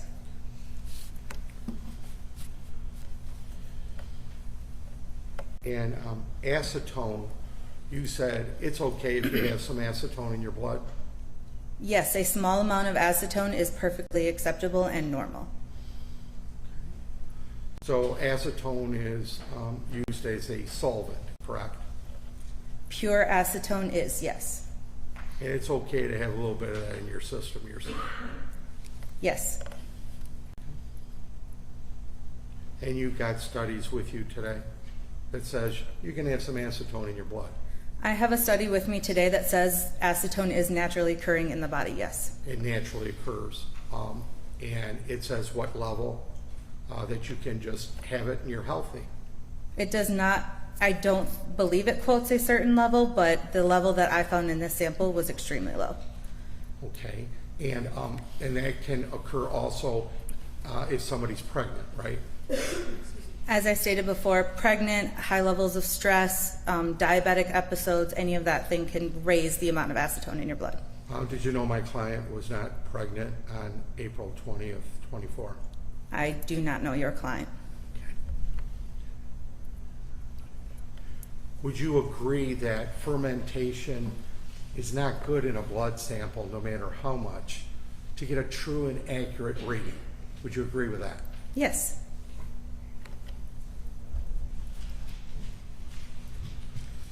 Would you agree that the blood testing sample, if taken right from somebody in the hospital and tested in the hospital, would be much more accurate than trying to do these shakes and have several days later be tested? I can't testify to that because I've never worked at a hospital, so I don't know their testing policies and procedures. Okay, that's fair. Would you agree that not having any refrigeration whatsoever on a blood testing sample and then giving it to you days later could cause some fermentation? Fermentation is a complicated process that needs more than just not being refrigerated. You have to have the exact right microbes, you have to have enough glucose in the system, and you have to have a low enough blood alcohol level that the microbes won't be killed off by the ethanol by itself. Were you able to test for that before you tested to make sure all those things didn't exist? I don't understand your question. You said, you just repeated or you just stated all these different things that have to be met regarding fermentation, correct? Correct. Okay. Are you able to test for that to see, is this a fermented sample or not before I test it? No. Or you just test it and you hope it's not fermented? As I said before, the tubes have a preservative. There's evidence of fermentation. I'd like for you to stick. Hang on a second. Well, I want her to stick with the answer. Do not interrupt her. Okay. Physical evidence of fermentation, like the gas buildup, like I spoke of earlier, would exist. That is something we are trained to look for to prevent fermentation. But did I test for microbes? No, I did not. Okay. That's what my question was, and I apologize, Judge, that I interrupted. And did you, when you opened the tube, did you have any type of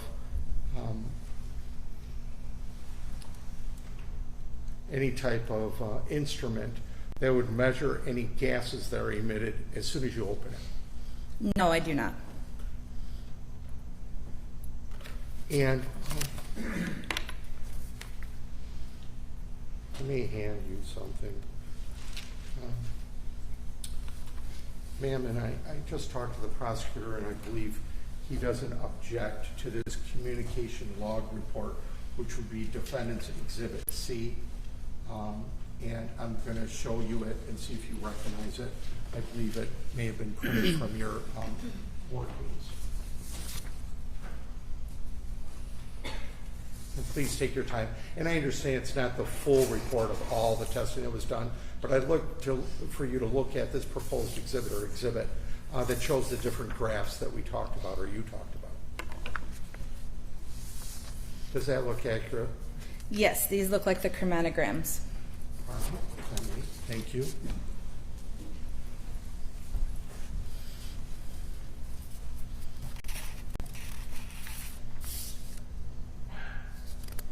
And ma'am, do you have a copy of that with you?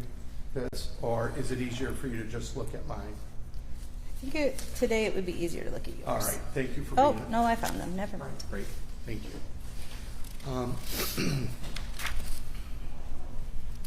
And do you see, it says upper right-hand corner, GC19-1.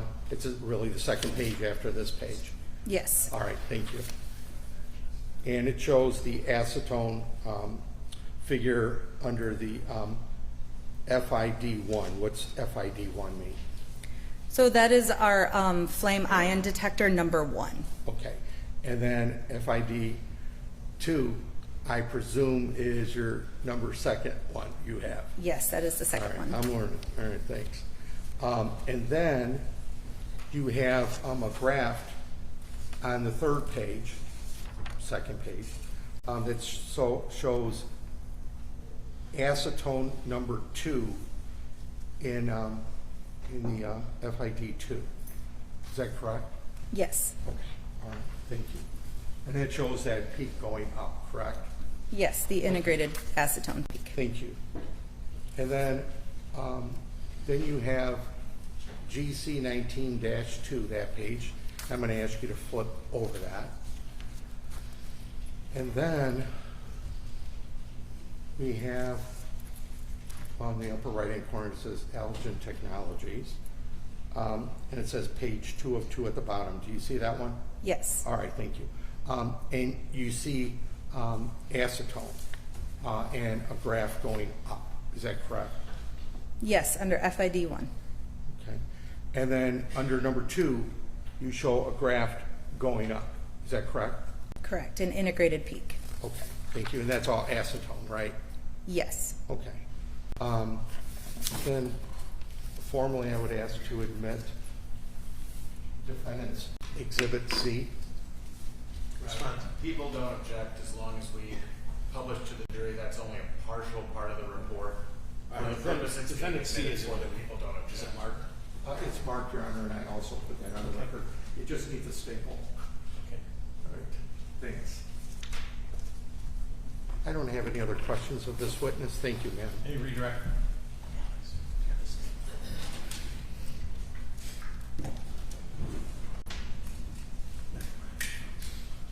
Just one last question. This is just a refresher from yesterday. What was the acetone level in this sample again?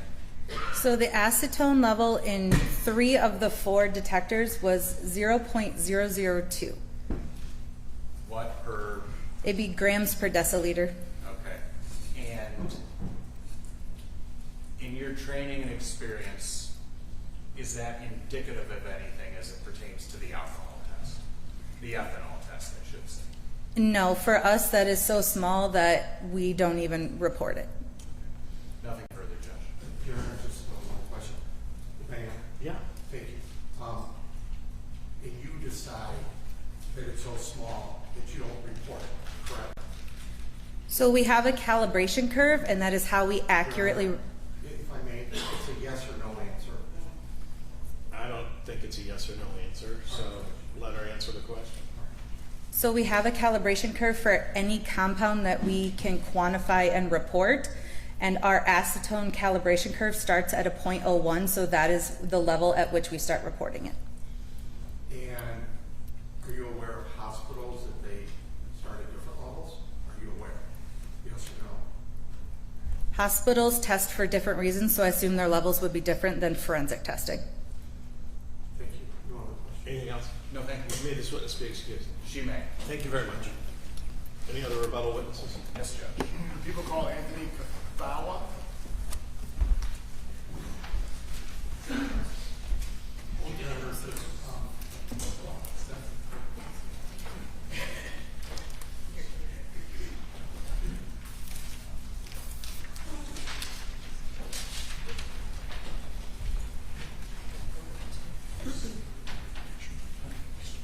Do you solemnly swear or affirm that the testimony you're about to give in this matter before the court shall be the truth, the whole truth, and nothing but the truth, so help you God? Yes. Sir.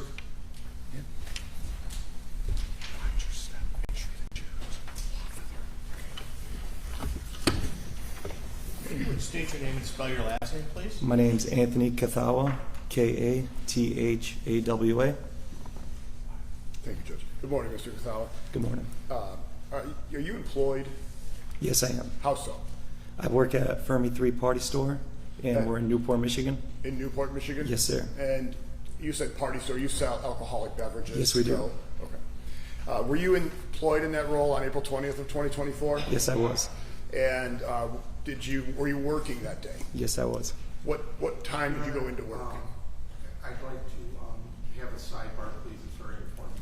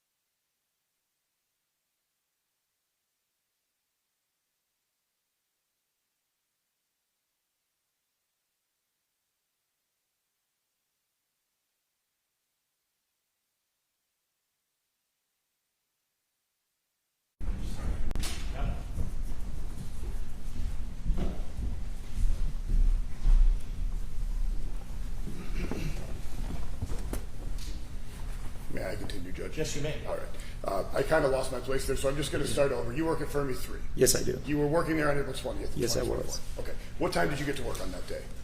Just before 9 o'clock, before we open. What We time open do at you 9. open? We open at 9 o'clock. Okay.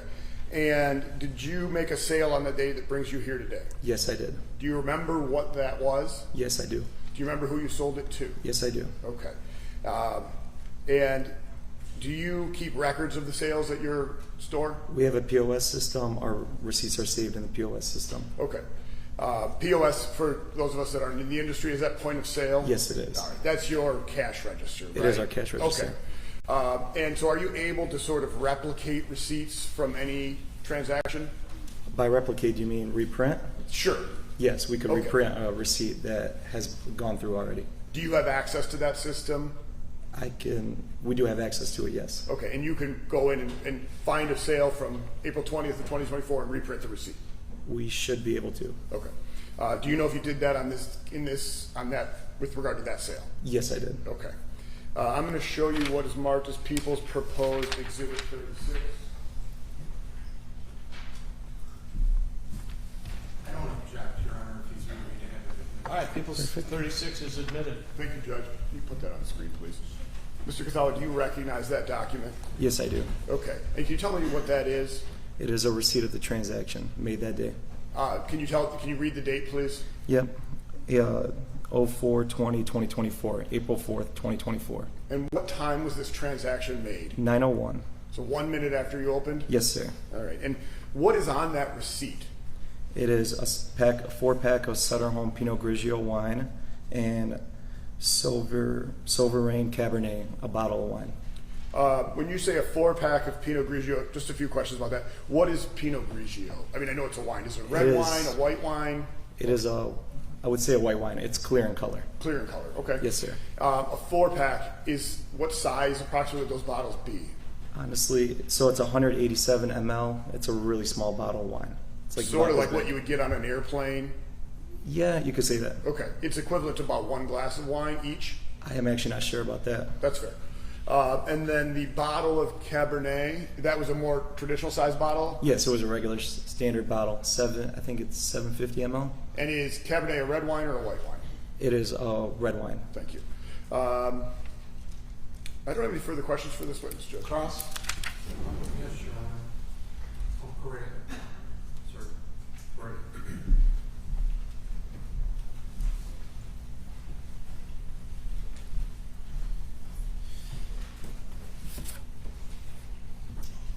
When you open at 9 o'clock, do you have people every day come in and buy things? Yes, It's not unusual. it's not. And are you like, I've driven by your place. Is it like a neighborhood type place? It is. You get to know everybody? Depends. Some Or people are in and you out. get to know, you get out of towners sometimes. Yes, we do.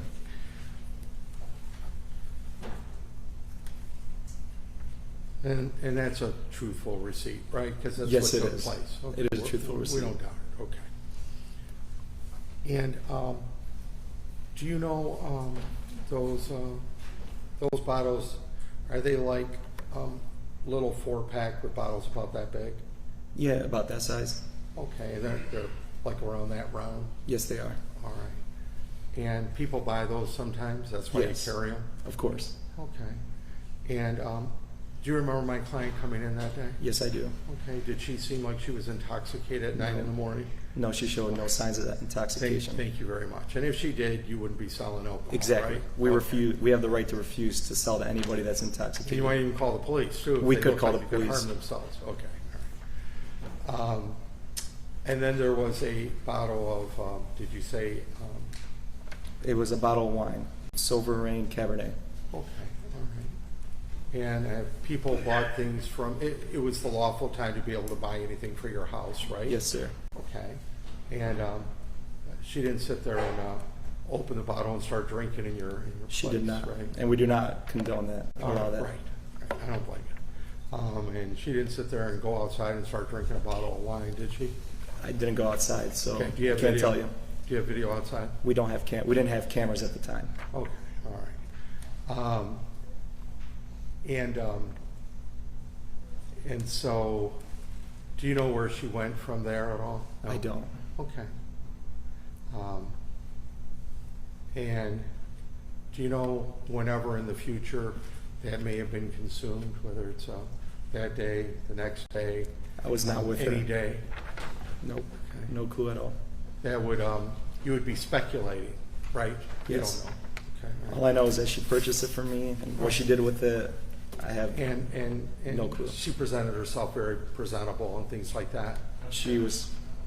Okay. I don't have any other questions yet. Any redirect? No, Your Honor. All right, thank you. May this witness be excused. Yes, Judge.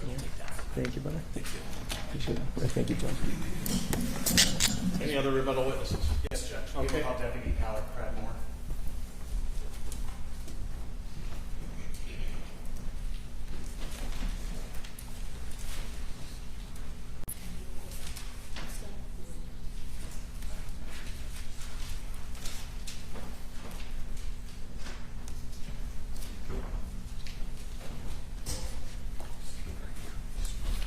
Do you solemnly swear or affirm that the testimony you are about to give in this matter before the court shall be the truth, the whole truth, and nothing but the truth, so help you God?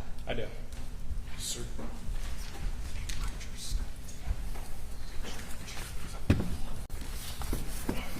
Deputy, would you state your name and spell your last name for us? It's Alec Pradmore, Preadmore. Thank you. Afternoon, Deputy. Morning. Morning. It's been a long week. What do you do for a living, Deputy? I'm a deputy sheriff with the Monroe County Sheriff's Office. How long have you held that position? Approximately 8 years on road patrol. And what's your current assignment? I am assigned to traffic services. And what does traffic services do? So traffic services is a division within the Sheriff's Office. I handle crashes on the road, fatals, VIN inspections, just any traffic complaints if somebody were to call in to dispatch and was having a traffic issue. In your role with traffic services, did you play a role in this investigation? Yes, I did. What was your role? So I responded to the scene the day that it happened on April 20th. From there, my supervisor advised to respond to Verna's and take part of that investigation. And you did so? Yes. Did you do anything in regards to the defendant's 2017 Ford Edge? Yes, I did. What did you do in regards to that? So on April 22nd, around 12:30, Deputy Burkhart and I responded to Jim's Towing to conduct a vehicle inspection of the 2017 Ford Edge. While there, Deputy Burkhart needed the EDR, the black box, out of the vehicle. Jim's Towing employee, Forrest Peck, was removing the EDR from the vehicle, and he made a discovery from the inside the vehicle. And what did he, I'm going to show you what you brought for us in just a brown paper bag, but there's something in an evidence envelope inside. Yes. So, If I may, any of this case in chief should have been brought in case in chief. I have no idea that it would be rebuttal, that all of a sudden it's an afterthought to find something. Response. It should be in case in chief. Same response to the sidebar, Judge, if you want me to make a record of it. Defense's case is that defendant only had one glass of wine that day, and through some sort of chemical process that turned into a 0.18 alcohol level by the time of the crash or the draw. This is all to specifically rebut that proposition. All right. Well, certainly the other testimony was, I don't know what this is yet. So Fair I guess enough. we'll see. So, Deputy, you were present when Forrest Peck, the tow truck driver, was removing the EDR.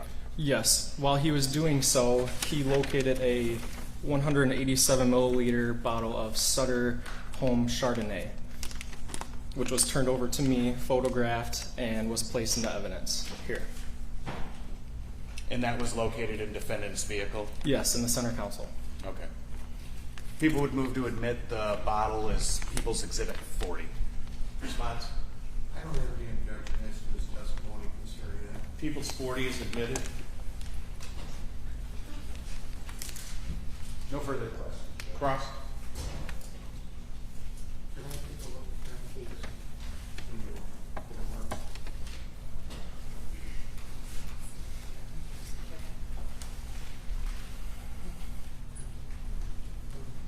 I'll hand it to, If you're done. I'm done with it, thank you. Sorry, I thought you wanted to inspect.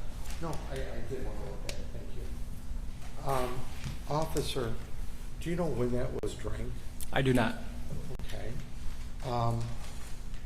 Do you know of people that do returnables and they have a bag of returnables and things like that? And returnables, but also recycling too. Do you know, have you ever heard of people doing that? Yes, of people recycling plastic, yes. All right. Do you know if my client ever was like always recycling everything? I do sort not. of an earth person? I do not know. And do you know where that is it a plastic bottle? I Whatever don't it recall. is, I it believe is. so. Yes, Right. so I know it's a bottle. Do you know where that came From the center console of the vehicle. from? Okay. And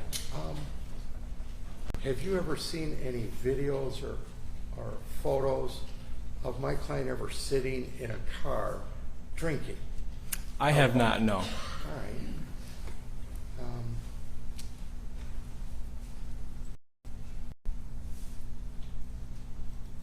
Do you ever take any recycling items to be recycled, such as bottles or cans or plastics? Me personally, I What the deputy How does. is it relevant?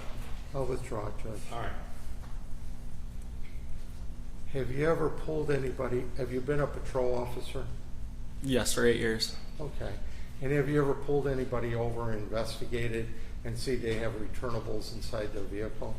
I mean, I'm sure. Objection, relevance. Well, I'm laying foundation if it's an unusual thing to see, returnables. I'll take the answer. Thank you. Have you seen that before, ever?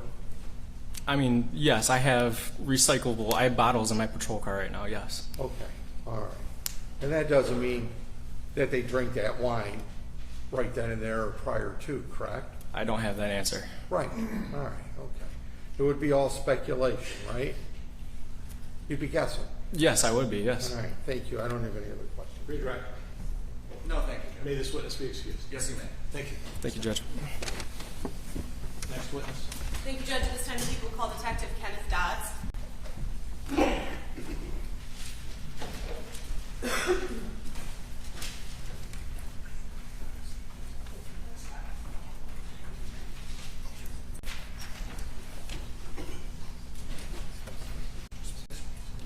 Do you solemnly swear or affirm that the testimony you're about to give in this matter before the court shall be the truth, the whole truth, and nothing but the truth, so help you God? I do.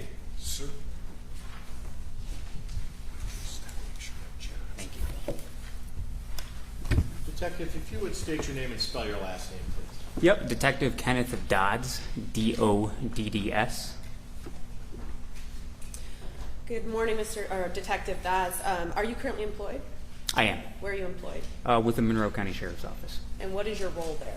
I am currently a detective with the Monroe County Sheriff's Office. And what training or experience do you have to have prior to being delineated as a detective with the Monroe County Sheriff's Department? So I attended the Oakland Police Academy and graduated there in 2017. Over the course of the past 7 years, I've attended multiple investigative schools, some being basic detective school and evidence technician school. And so I think you just answered my question, but approximately how long have you been a detective? A detective approximately 2 years, And how long have you been employed by the Monroe County Sheriff's Department? 7 years. And prior to that, did you have any experience in law enforcement? No, I did not. Okay. So the entirety of your experience is with the Monroe County Sheriff's Department. Yes. Was there something as a result of your employment, were you involved in an investigation of involving the Swan Boat Club in April of 2024? I was, yes. What was your involvement with that case? A couple days after the incident happened, I helped execute a search warrant on the defendant's house. Do you recall the exact date by any chance? I believe it was 4/22 of 2024. So that would be April 22nd? Correct. Okay, thank you. Detective, as a result of that investigation, or rather, what, if anything, was the Detective Bureau hoping to find or anticipating that they might find as a result of the search warrant being executed? So through the course of our investigation, we learned that the defendant purchased alcohol prior to the crash happening. So part of the search warrant was to locate any evidence related to that. And Detective, do you happen to recall what she purchased, if you can recall at all? I don't recall exactly. Okay. As a result of the execution of the search warrant, did you find anything relevant to that inquiry? We did. We located multiple small wine bottles in the kitchen trash can. They were all empty. I believe they were Sutter Home brand. And we also located a couple Fireball brand empty bottles as well. Detective, you indicated that you kind of used your fingers to implicate. Do you recall, were they large bottles of wine? Were they small bottles of wine? They were small bottles of wine. Do you know how much is found within the small bottle of wine of Sutter Home that you just mentioned? They were empty at the time we located them. Okay, sorry, that was not a very clear question. When you say small bottles of wine, do you recall exactly how much that particular bottle holds? I don't recall exactly how much. Okay. Judge, can I see Exhibit 40, please? May I approach? Thank you, Judge. Detective, I'm going to show you what has been marked as People's Exhibit 40. May I approach the witness, Your Honor? Yes. Thank you. Detective, can you take a look at this bottle and, I suppose, familiarize yourself with it and then look up at me when you are done?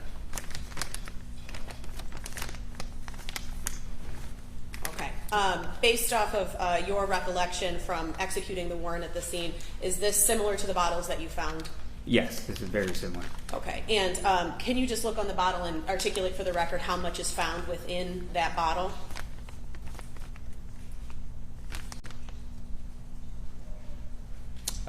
Looks like 187 milliliters. Thank you. May I approach, Judge? Yes. Thank you. I'll take that back from you, Detective. Thank you.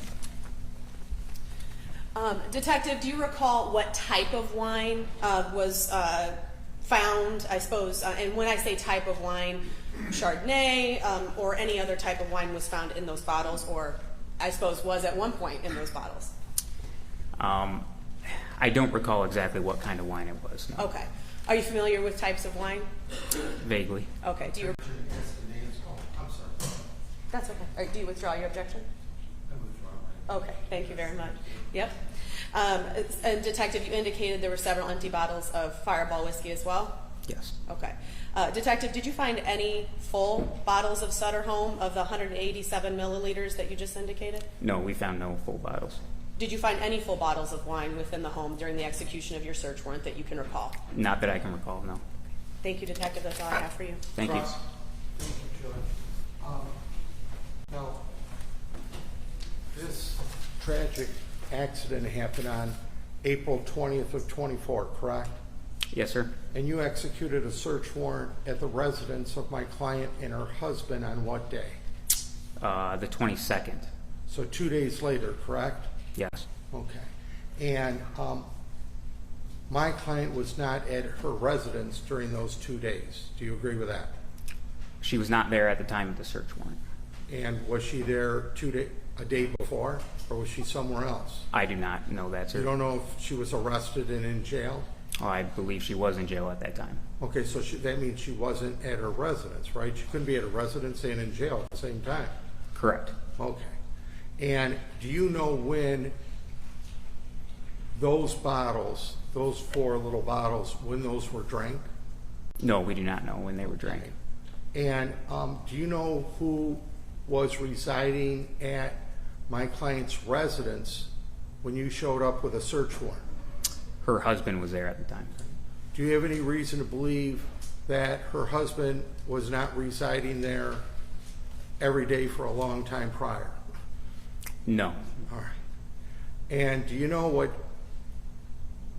what he drank when he was at the house those 2 days? No, I do not know what he drank. All right.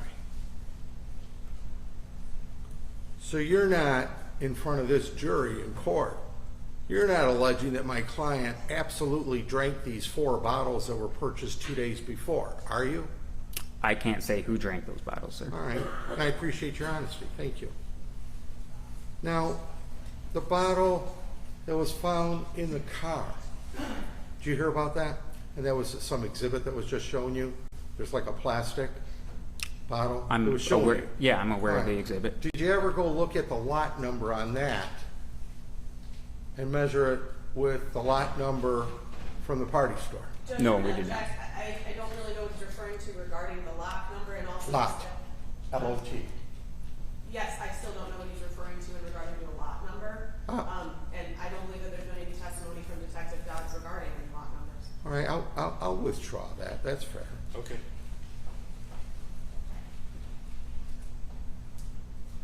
Now, because there was no cold bottles of these wines, does that mean, when you executed the search warrant, does that mean that my client's husband could have never drank those for 2 days? Judge, I'm going to object to speculation. I don't really know, first of all, what the relevance of this is, but secondarily, I think he stated that most of the bottles that he found were empty, if not all bottles that he found. I totally agree as to the relevancy of this. I'll withdraw it. Any redirect? No, Judge, thank May you. this witness be excused. He may, Judge, thank you. Thank you. may Thank you, speak. Judge. Next rebuttal witness. Judge McCall, Detective Sergeant Jeffrey Hooper.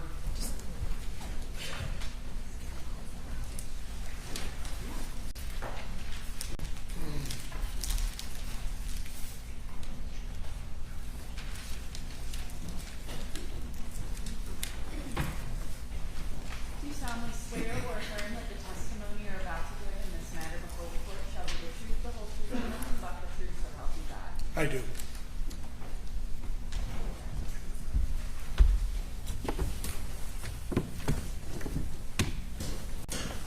And if you would state your name and spell your last name, please, Detective. Jeff Hooper, Hooper.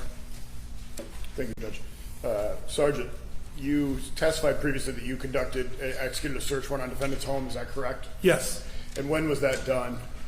That would have been Monday, I believe it was the 22nd And of you- April. Sorry. You testified that you found some cameras and a DVR recording system. Yes. Did you find any cameras inside the home? Yes. And how many cameras were there? One. Where was it located? In the kitchen area? In the kitchen area. Were there any recording? Were you able to locate any recordings from April 20th of 2024? Yes. In the kitchen area camera? Yes. And did you have a chance to review those videos? Yes. And did you find the timestamp to be accurate on those, or similar problem as the other ones? Similar with the other one. Again, if it was an hour behind. So if it said 3 o'clock on the timestamp, it would be 2 o'clock. Did you make a copy of these videos? Yes. And you viewed them, correct? Yes. Okay. You reviewed what's purported was people's proposed exhibit 38A through 38F. Yes. And are these all of the recordings from inside the home? No. Just pertinent to the case at issue? Correct. Judge, I'm going to move to admit people's 38A through 38F. Response. I'd like to see what they look like before, Your Honor. Are you going to play him? I'll move to proffer next, Judge. All right. All Let's right. do that. Can we play 38A, please? 1 second. Don't play it just yet. Detective, can you, for me, tell me what the date and time is on this? So the original date and time is 4/20 of 2024 at 8:24 and 47 seconds in the morning. And so that would actually be what time? 9:24 and 47 seconds. AM. AM. Okay. Please play the video.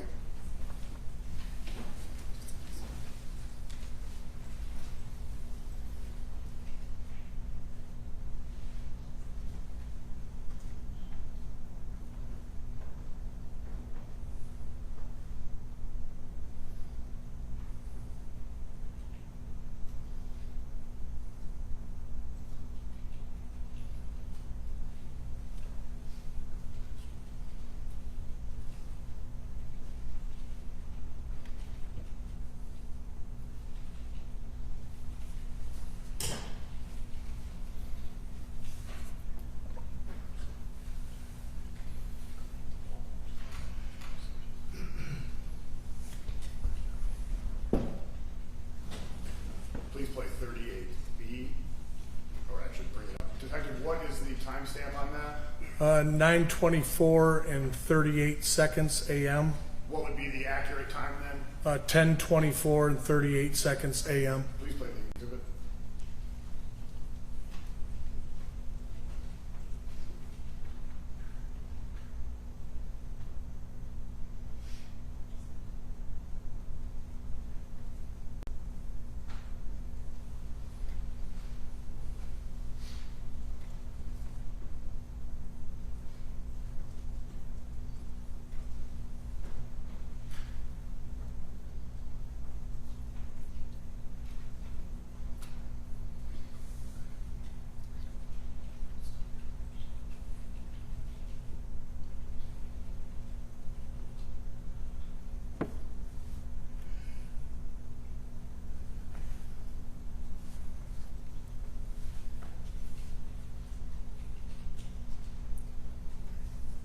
Please pull up 38C.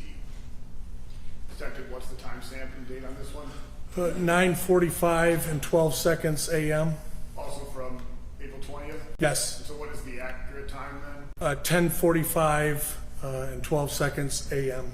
on the 20th.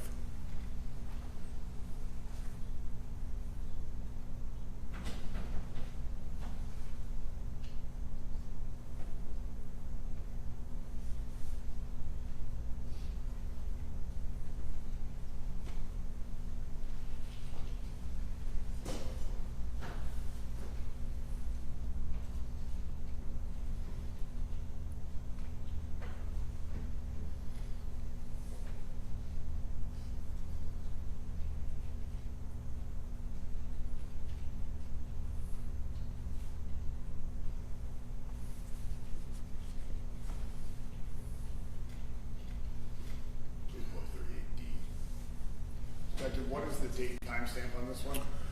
April 20th, 2024, 11:35 and 1 second a.m. And what is the actual time, accurate time? 12:35 and 1 second, and that would be p.m. Please put in the video. Your Honor, for the record, this is 38D. That's correct. Okay, thank you. Yep.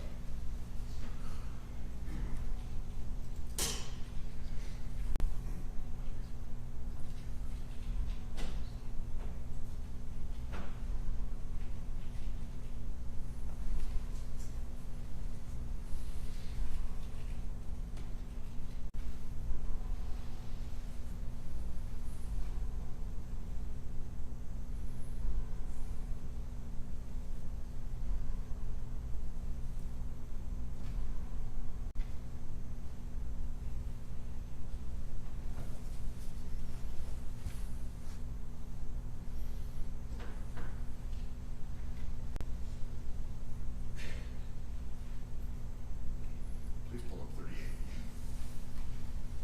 Detective, what is the date and timestamp on this one? April 20th, 2024, 1:10 and 38 seconds p.m. It says 13:10, but that is, the translation is 1:10 p.m. I'm sorry, yes, that's military time. Sure. So What is the accurate time? that would be 14:10 and 38 seconds, or 2:10 and 38 seconds p.m. Thank you, Jim. Your Honor, for the record, this is 38E. E is in here. Thank you.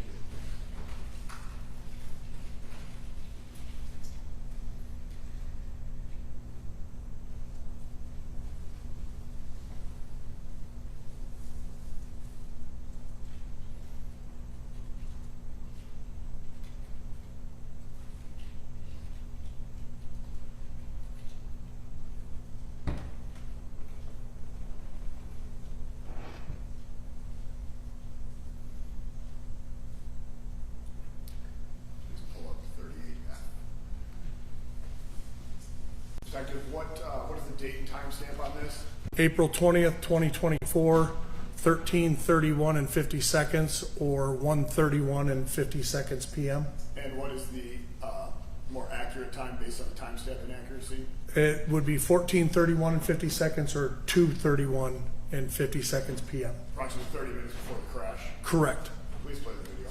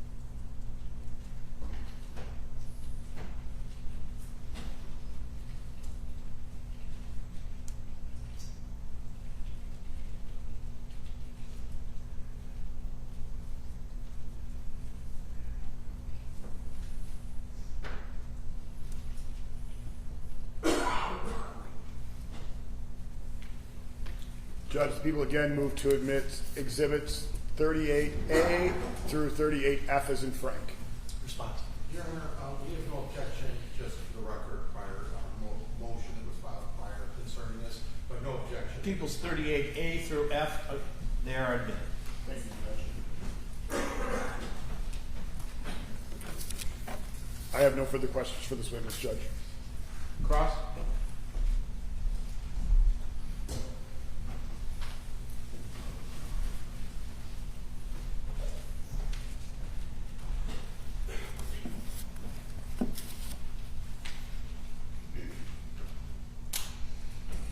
Officer, did you, were you ever inside my client's home prior to the date you executed the warrant? No. And when you obtained this videotape, you obtained the contents of the videotape, correct? Or the video machine or recording machine? Yes. Okay, with this search warrant, right? Yes. Okay. Did my client participate in you going through, well, you had a chance to go through and look at hours of videotape, correct? Correct. And he didn't stop you at all from taking the videotape, you asked for it, and he showed you where it was, and he gave it to you, correct? My client's husband? Correct. Okay. And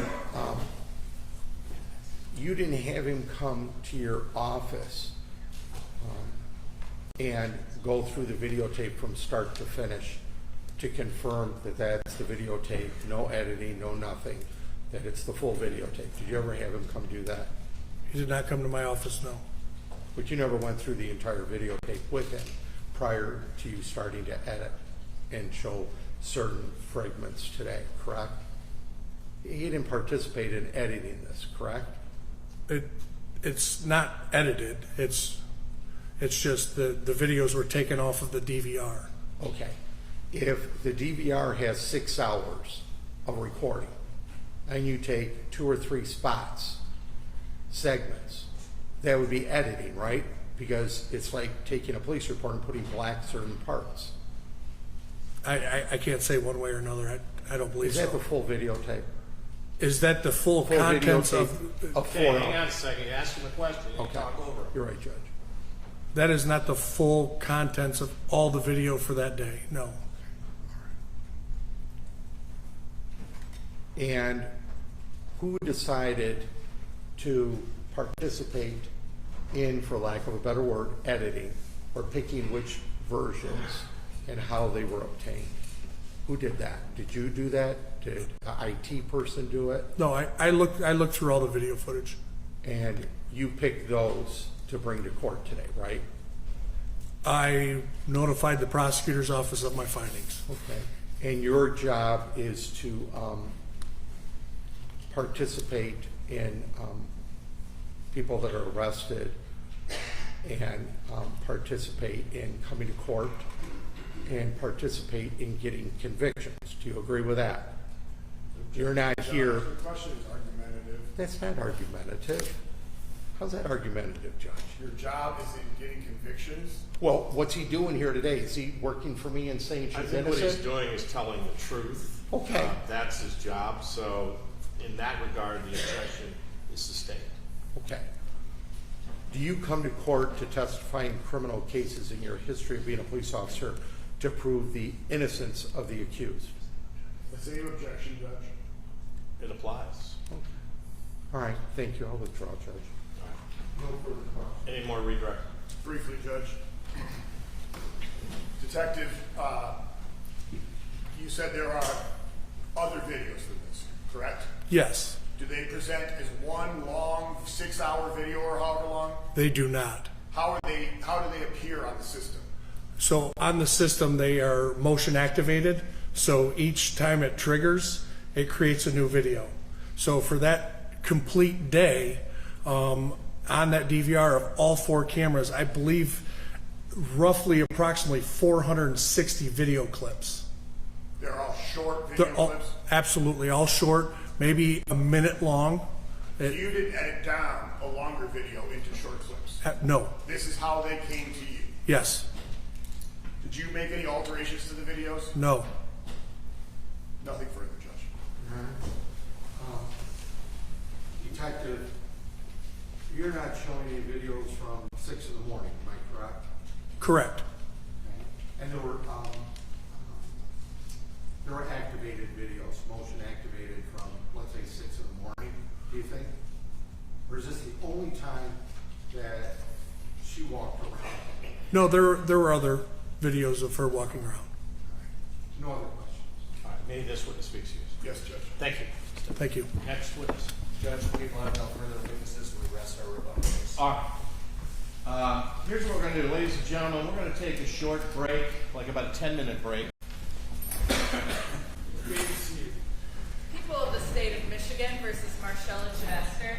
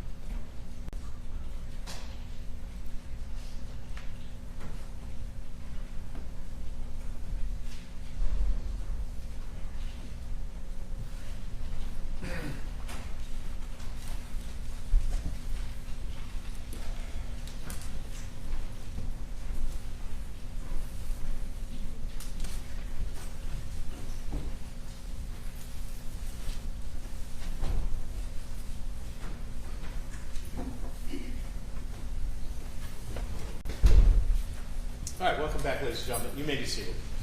You ready to make your closing statement? Yes, sir. Thank you. Good morning again, ladies and gentlemen. I know it's been a long 4 days. We appreciate your patience and your attentiveness. You've now seen all the evidence and heard all the testimony that you're going to hear in this case. I told you at opening that I'd come back here at closing and go over the evidence with you.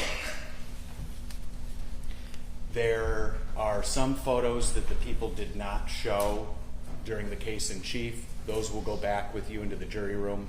If you feel like those will be helpful in rendering your verdict, you're free to look through them and review them. The same with the defendant's interview. The people did not play that in their case in chief. The defense didn't elect to play it. I think the parties all felt it didn't move the needle too much one way or the other, but you're also going to be free to view that back in the jury room. So what has the evidence in this case shown? It showed that Diane Medina, Leah Stith, Ed Smothers, Jaden Phillips, and Mariah Dodds were all injured as a result of the defendant's operation of the motor vehicle. We could bring up the jury instruction on OWI causing serious impairment. And you'll have this written back in the jury room. But the injuries being the result of the operation of a motor vehicle is one of the elements you need to find. That is not in dispute. The defendant was the factual and proximate cause of those victims' injuries.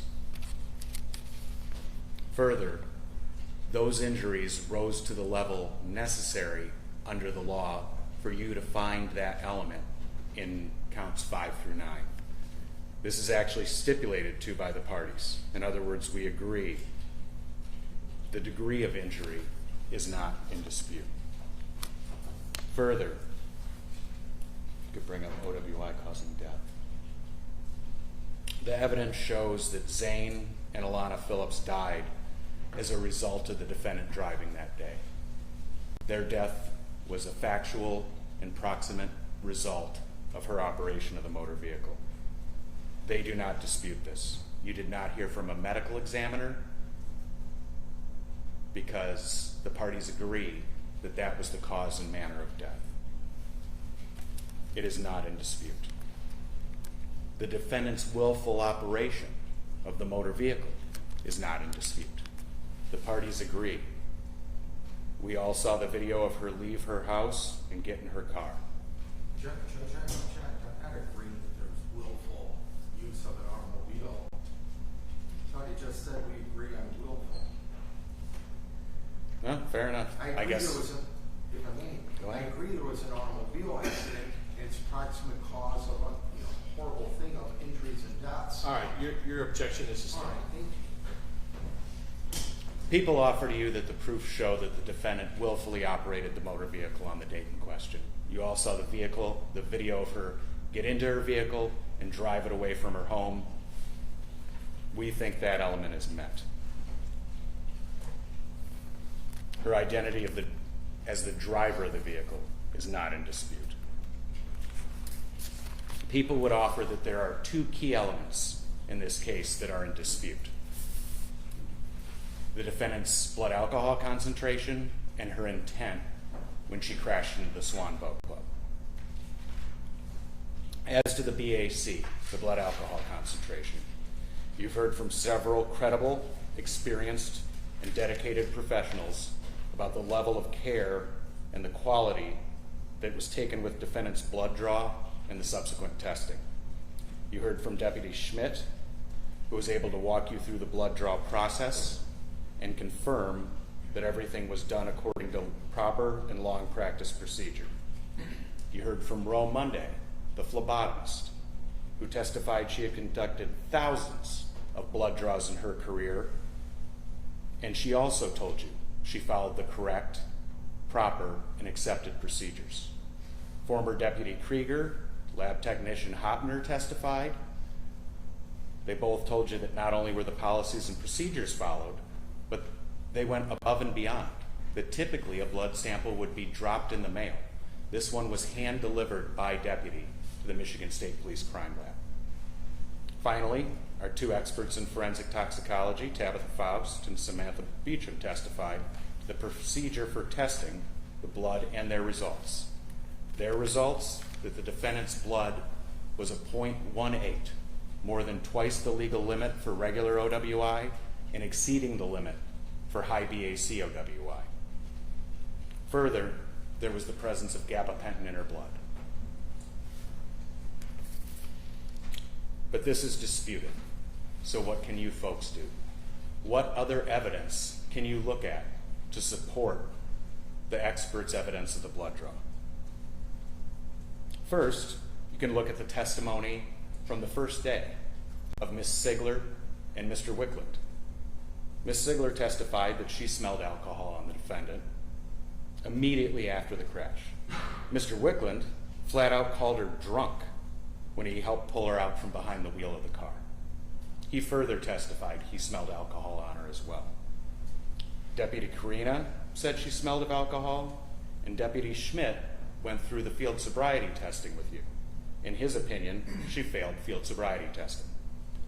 But how else do we know the blood alcohol result was accurate? We know because she told us. We could bring up the first clip from Deputy Karina.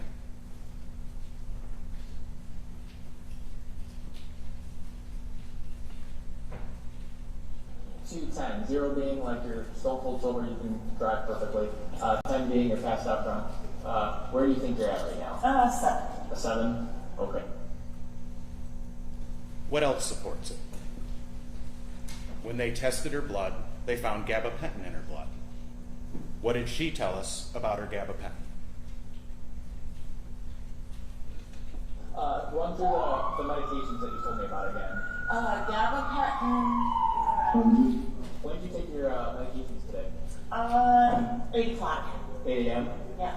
Oh. And how do we know she had more than the one drink at Vernus?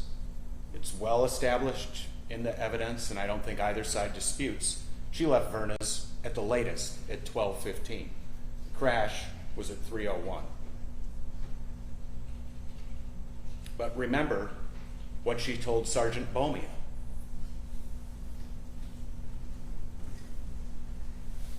A little bit, yes. When's the last time you had something to drink? Probably half an hour ago. Half an hour ago? What do you drink? Wine. Okay. And just today, you heard from the clerk at Fermi 3, and you saw the video from inside the defendant's house. It's true that she had one glass of wine at Vernus, That doesn't speak to the rest of the day. All of those other pieces of evidence that I've just talked about, just showed you, work together to show beyond a reasonable doubt that the drink at Verna's wasn't her first or her last drink of the day. It's similar to the mystery story I mentioned to you in Voir, that all of the evidence lines up to show one result, except one thing. And that one thing is defense's expert. But everything else works to show that the BAC result is accurate and in line with what she did that day. The second element that people believe are in dispute is the defendant's intent. Could bring up the second-degree murder instruction. For the OWI causing death and the OWI causing serious impairment, you only have to find willful operation of the vehicle and that her blood alcohol exceeded the legal limit, or that she was intoxicated, or that she was impaired by alcohol and gabapentin. For the people's first two counts, the two counts of murder in the second degree, you have to find a separate intent. You can find one of three kinds of intent to find the defendant guilty of second-degree murder. You can find that she intended to kill. You can find that she intended to do great bodily harm. Or you can find she knowingly created a very high risk of death or great bodily harm, knowing that death or such harm would be the likely result of her actions. As we talked about in opening statements, you can look at what she said, you can look at what she did, and all the evidence and circumstances surrounding this case that you've heard over the last 3.5 days to decide what her intent was. You can think about her driving toward the boat club, straight as an arrow, right between those two telephone poles. You can think about what she said to Kristen Sigler right after the crash. Where's Don? She wanted to know where her husband was. You can think about her crashing into the neighbor's truck.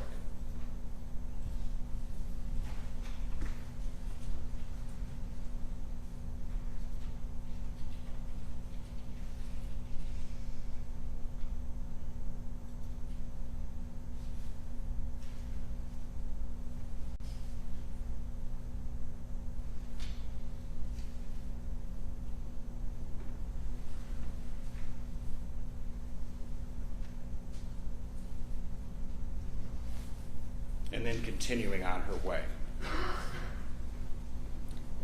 At the moment she crashed into that truck, she had to know things were not right. But she continued on. She continued on at full speed and drove her car into a 3-year-old's birthday party, into a building, a route that she knew very, very well. Ladies and gentlemen, this is not a typical drunk driving crash. Not at all. She didn't cross a center line and strike oncoming traffic. She didn't misjudge a red light and rear end someone. At almost 45 miles an hour, she drove through the wall of a building that she had been to countless times. That's what makes this worse than OWI causing death alone. She drove her car into an occupied building knowing she was unfit to operate a vehicle.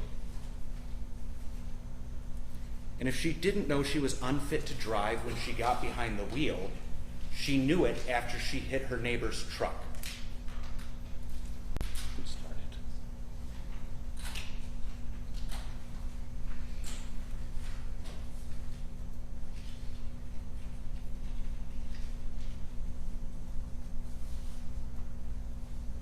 Five, 4, 3, 2, 1. 44.3 miles an hour on a dusty, pitted dirt road. Look at all those things to determine her intent. As most criminal trials are, the focus of this trial has mostly been on the defendant. How she drove, the contents of her blood, and her state of mind. But let's not forget, a trial is about a fair trial for the defendant and for the victims. The ones you heard testify and the ones you couldn't hear testify. It's about an 8-year-old big sister and her little brother. 2 little kids that had just sat down to eat their hot dog and a cake pop at a birthday party. Sat down to have some lunch without a care in the world. They didn't have a chance. It's about justice for these 2 kids. Thank you. Thank you. Mr. Lewis. Thank you.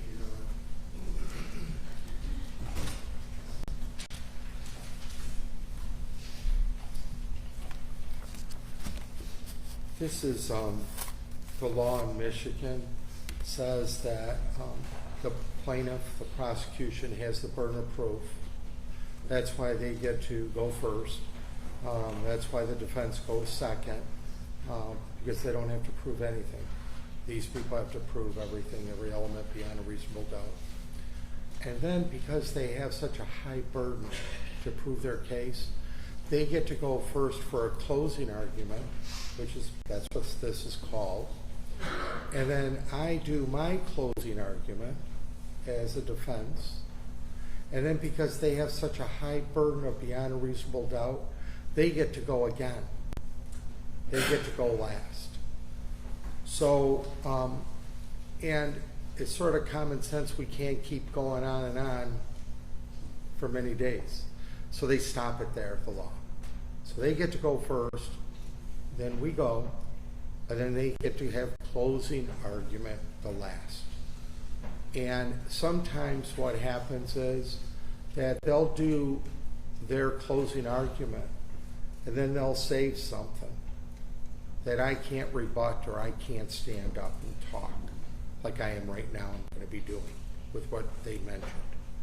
So I ask all of you, when you go into the jury room to deliberate, think about what Bill Clovis would have said. Think of how I would have countered anything if they're holding anything for their last time to talk to you and I have to just sit there.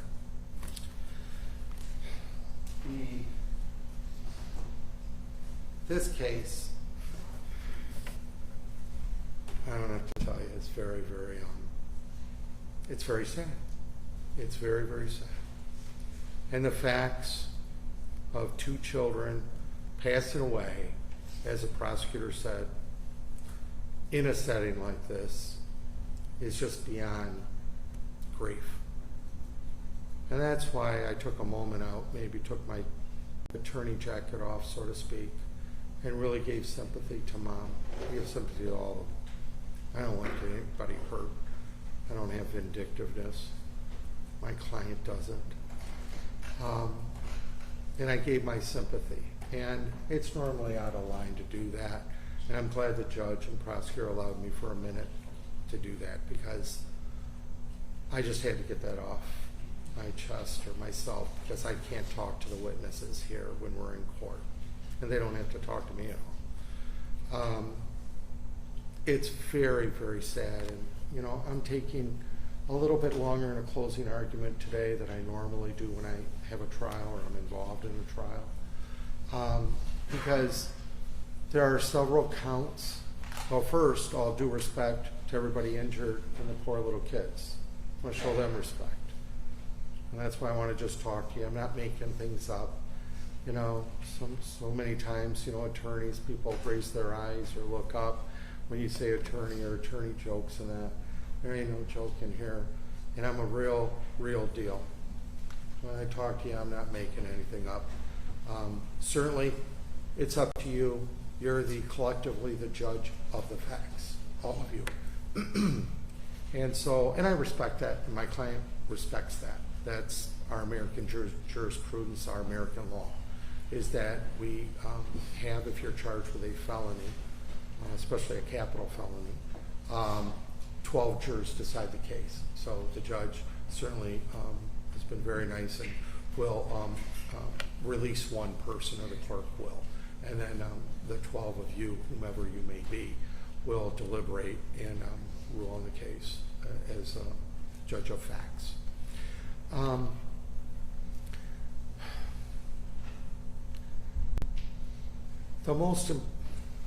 Of course, the most serious part of this case is second-degree murder. Murder charge don't get no more serious than that, at least in Michigan. A murder charge. And to me, in the law, is that for somebody can get charged every day for whatever. Somebody to be convicted of murder, whether it be second-degree murder, there's an intent. There has to be an intent, or intentional, like recklessness. To me, that's intent. Okay? If I'm driving down the street on the freeway and Bill Clovis never had a heart attack and I have a heart attack, and somebody's changing their tire and my car hits them and they die, there's not much intent there. I had a heart attack. What do you want me to do? I apologize. Everything that happened, but please don't charge me with murder. Okay? And that's our first part, are the poor 2 children that died. And my client, actions speak louder than words. My client, the officer says, in effect, had no record, no nothing. Objection, Judge. I think he's arguing facts, not evidence. Well, I thought I asked the officer with regard to record. If I didn't, the jury heard me not ask him that. All right, we'll allow it, but it's Thank you. a close call. Thank you. This person doesn't drive around committing crimes.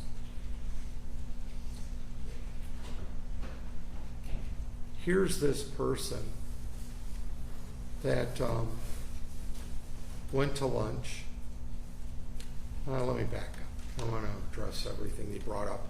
But it's interesting that some of the things they brought up was not what they call a case in chief. In other words, when you present a case, as a prosecutor, you put everything up there. Then the defense puts, if there's any evidence they want or whatever to counter it or bolster their defense, then they go up there. That's how it's done. Then they waited and did some rebuttal and pulled things out of wherever. Why did they bring that in case in chief if it's so true and so positive? Something to think about. Is it lawful? Yes, they can do that in rebuttal, but think about common sense. That's another thing.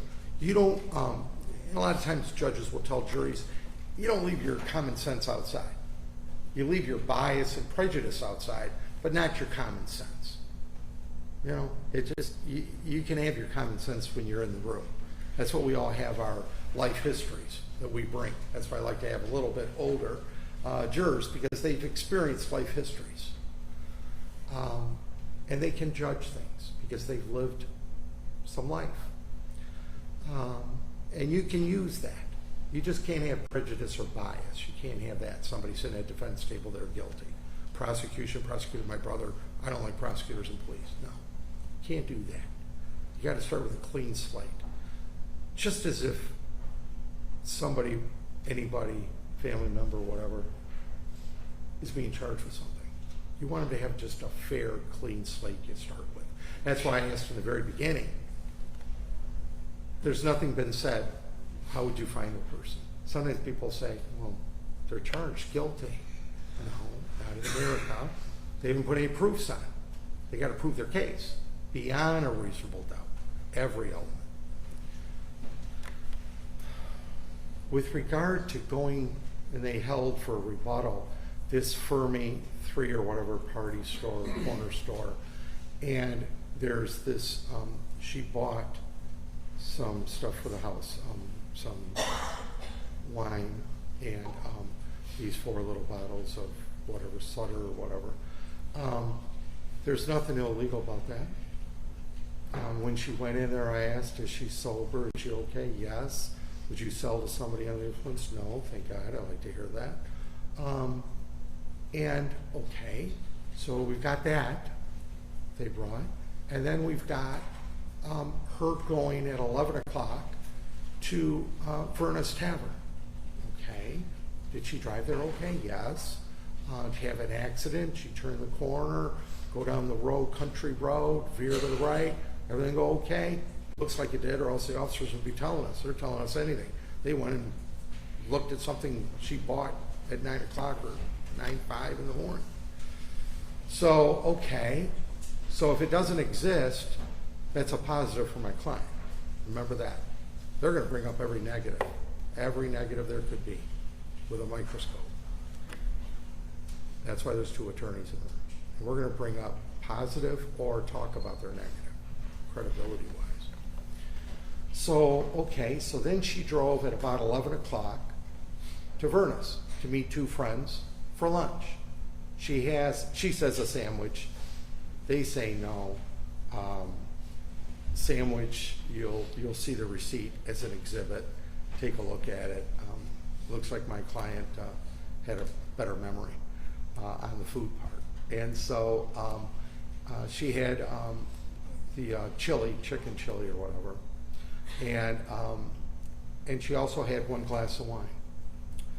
And Verna's, the person, Kelly Thornton, that came here, and she was, I'm told that she's like really a peppy person, but she was very sick that day, and you know, she was, and it showed. She did not feel good, and I'm glad she showed under subpoena.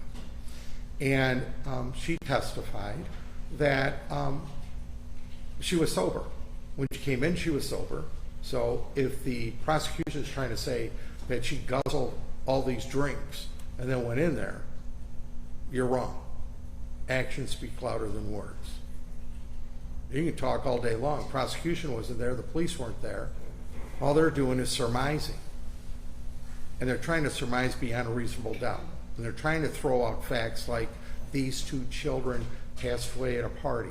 Absolutely. I feel horrible. That doesn't make somebody automatically guilty. You have to prove it. We don't go by emotions. So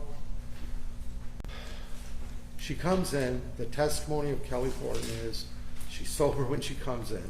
It's just normal. She met friends, had lunch, had 1 glass of wine. Any other wine? No. Anything else to drink? Water. Okay? And the bill, she got the bill. They each got individual bills, whatever was paid by a credit card, thank God. There's a record of it. Exactly what my client said. And when I first met my client, she said I had 1 glass of wine bill at Verna's when we were at Verna's, because I said, what did you have at Verna's? She said, 1 glass of wine. And you know, as a defense attorney, you sort of, you listen to clients, but until it's backed up with something, either paper or something, you don't automatically, I hear it. I keep it in my head, I hear it.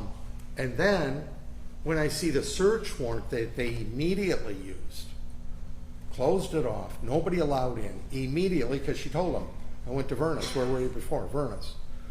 They went there, they use a search warrant immediately, and they get the receipt. And you'll see that's one of my exhibits. I only have like 3 exhibits, A, B, and C. I keep it simple. And that's one of the exhibits. If you take a look at the defense exhibits, got a little delta or a D in law school. That's what we use. And so that lines up perfect. She's trained, she said, for 20 years. She has regarding alcohol and looking, observing, and the effects of alcohol and seeing if somebody might be under the influence, not to serve them. And she didn't. And she felt she was totally fine. When she left, was she fine? Okay. What did she buy? What did she drink extra? Nothing. Okay. So we know that's solid. We know that before 11, it's solid sober. Then we know at 12:15 when she left, solid sober. In America, in Michigan, you're allowed to have a glass of wine. You're allowed to have a glass of wine. And she ate. Okay? And she just miraculously was able to drive home and go through the country road and Bradshaw and turn and take the angle and do all that and not get stopped, not have a collision, not fall off the road and go into, areas that are not the paved road. And she was able to park her car. These are all things of sobriety. That's what we look at. Wasn't parked on an angle. She didn't hit people coming home, hit people, the neighbor. So then she gets home. She's home for a couple hours, let's say 12:15. She goes up to the birthday party at 3:02 or thereabouts. She was leaving 3:01 in the afternoon. So 12:30, 1:30, 2:30, about 2.5 hours. Then they say their proofs, and they wait that video. They wait until rebuttal, and that's their case in chief. So I don't know what was in their mind. That's up to you. I don't know if they thought that maybe it's not as strong or doesn't make sense, but they waited till rebuttal. That's up to you. That's your area. That's your bailiwick. Okay? It's all about credibility. And so that's when they bring up and say, well, look at what we found. Look at what, we got a video here. Let's call, the officer back up here and talk about a video that shows that she's walking around. Okay? She's got that, whatever. And, maybe she's drinking. Okay? All right? And then she's not falling down. She's not tripping. She's not dropping things. But, maybe she's under the influence. Well, maybes don't convict. Maybes not beyond a reasonable doubt. We don't do that here in America, maybes. We don't send somebody away. Murder too. Maybe. Okay? So then, this collision happens. And you say, you know what? That was just crazy. Okay? You're right. It was crazy and completely out of character that somebody's never had anything.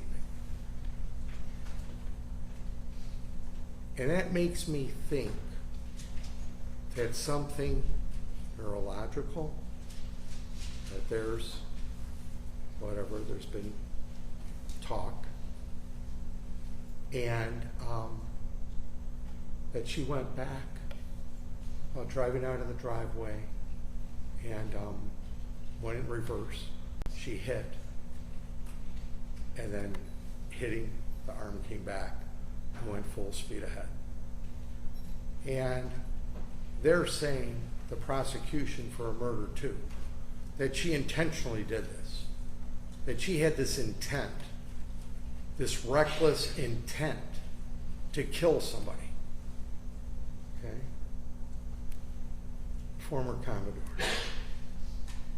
Reckless intent to kill someone.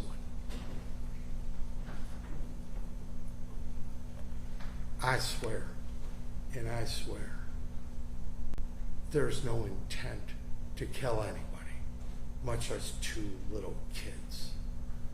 There's no intent to hurt anybody.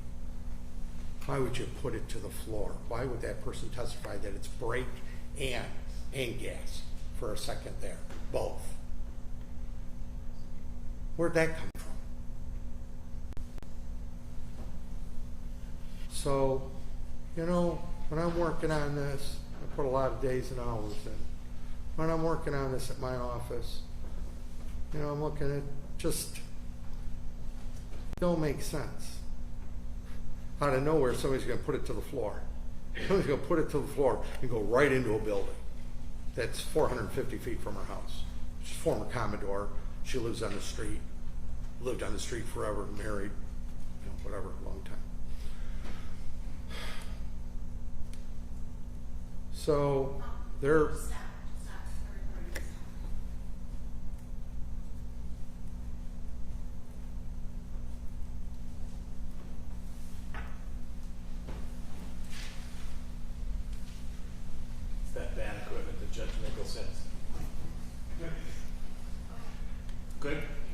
Judge, and people don't understand, the court reporter has more power than the judge, because when that goes out, the judge has to stop too. That's true. I know. That's why I always treat them with great respect. This sort of lost there for a second. Put it to the floor, and she's going to, they would say, is that she intentionally caused this recklessness. She intentionally wanted to go into the building. I don't know where that comes from. I have no idea. Yes, I understand what the video shows, but an intent to do that, that's insane. That's crazy, with all due respect. So then, while I'm working at my office and I'm going through things, we start getting voluminous records. And, you were told it was, I don't know, I thought it was 200 pages, but he says more like 300 pages, of going through all the records with the state of Michigan and their history and their certification, the machine, and this and that, and also all the records of acetone and all the other things that show up. And it's interesting that, and this is real pivotal part of the case, is you want that blood to be as pure as humanly possible for testing. Why? You got murder too, 2 charges. You have other charges that are extremely serious, under the influence causing serious injury. These are all very serious charges, very serious felonies. So you want everything right on the money, absolutely as perfect as human can be. So why would I not? Doesn't cost a penny, and you do it every day with drunk drivers. As a road patrol officer, why wouldn't you take them to the station? Get a breathalyzer blown. It's also closer in time. Have that done. Doesn't cost anything. Then you got the data master, or whatever they were using back then, the breathalyzer. Okay, you got those results, they print out. Right then and there, not an hour, right then and there, immediately when you're blowing. 2, to confirm the first. If they're too far off, a 3rd. Why would you not want to do that? Number 1, you've got fatality. Okay? Number 2 is, why wouldn't you do, and he talked about, a urine test. I'm not saying you got to do one of those, but at least a breath test, but you could do a urine too. That's what the law says.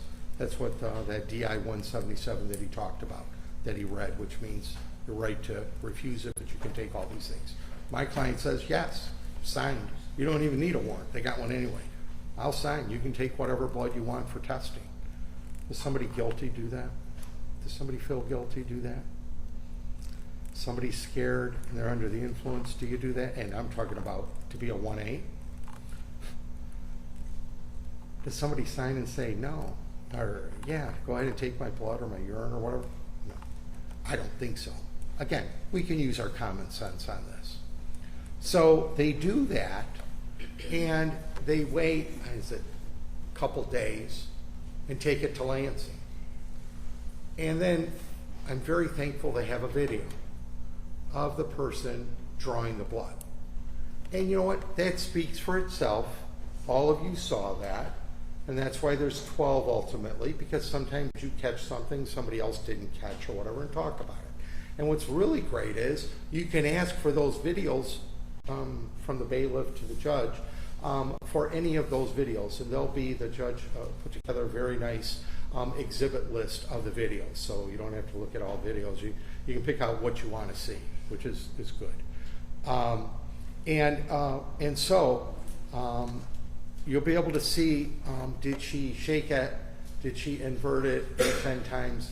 Because it doesn't cost anything to invert it more than once or twice. But I sort of, with all due respect, I sort of got the gist from her that she was okay with the prosecution, but if I started asking her anything, it sort of went downhill the attitude-wise. I don't know why, but I have no idea. I thought I treated her very nice. But it just seemed like she was not happy to be here anymore. And all I did was ask simple questions.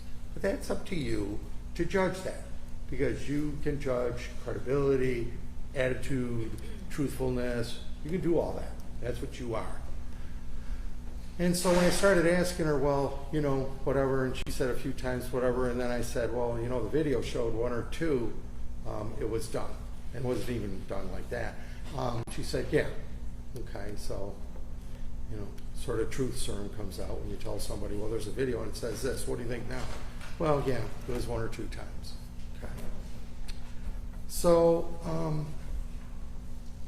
that's done, and the preservative is extremely important. Why am I hitting this so much? Because that's their case. Again, that's why I said, why not take a breathalyzer? And that. Nobody says not to do blood. If you're going to do blood, do it correctly. It's very important. So it sounds like she does, like she said, hundreds or thousands or whatever it was, and she just, you know, it's another day here, whatever. Well, there's 2 murder, 2 charges, by the way. So that's done. It's packaged, and it's driven up a couple days later, whatever it is, and it's tested. And testing it, and they agreed, the toxicologists or whatever, said, you know, your test results are only as good as what you're testing. If it's polluted or it's not good, then your results are not good. Yes, somebody, they can come in all day long and give sworn testimony and say, it was a 0.18. I don't doubt that. I don't doubt that that was the result. But how did you get the result? Was there a problem with the fermentation? And something that really sticks out, other than, well, you didn't shake it, so there was fermentation, and here's Bill Clovis, he's coming up with something off the wall, that it's too many maybes there, and it won't overcome beyond a reasonable doubt. No. We've got proof positive, very thankful, that they have proof positive of a graft. I want you to take a look at, I believe it's Defendant's Exhibit C. I believe it's C. I only have 3. So take a look at that, and it'll show that it's more than a little bump. Take a look at it and see if it goes up like this. Acetone. That gas came out. And then they'd have you believe that the state of Michigan says it's okay to have acetone. It's all right, that commercial cleaner. A little bit of that doesn't hurt you. Insane. I mean, come up with something better than that. But it's okay. Nobody gets hurt by that. Oh, okay. Have you done ever testing on live human beings with acetone? I don't expect they have. At least this generation. So acetone, and then my person, who to me came across very professional, very, in my opinion, you're the judging on the credibility of people,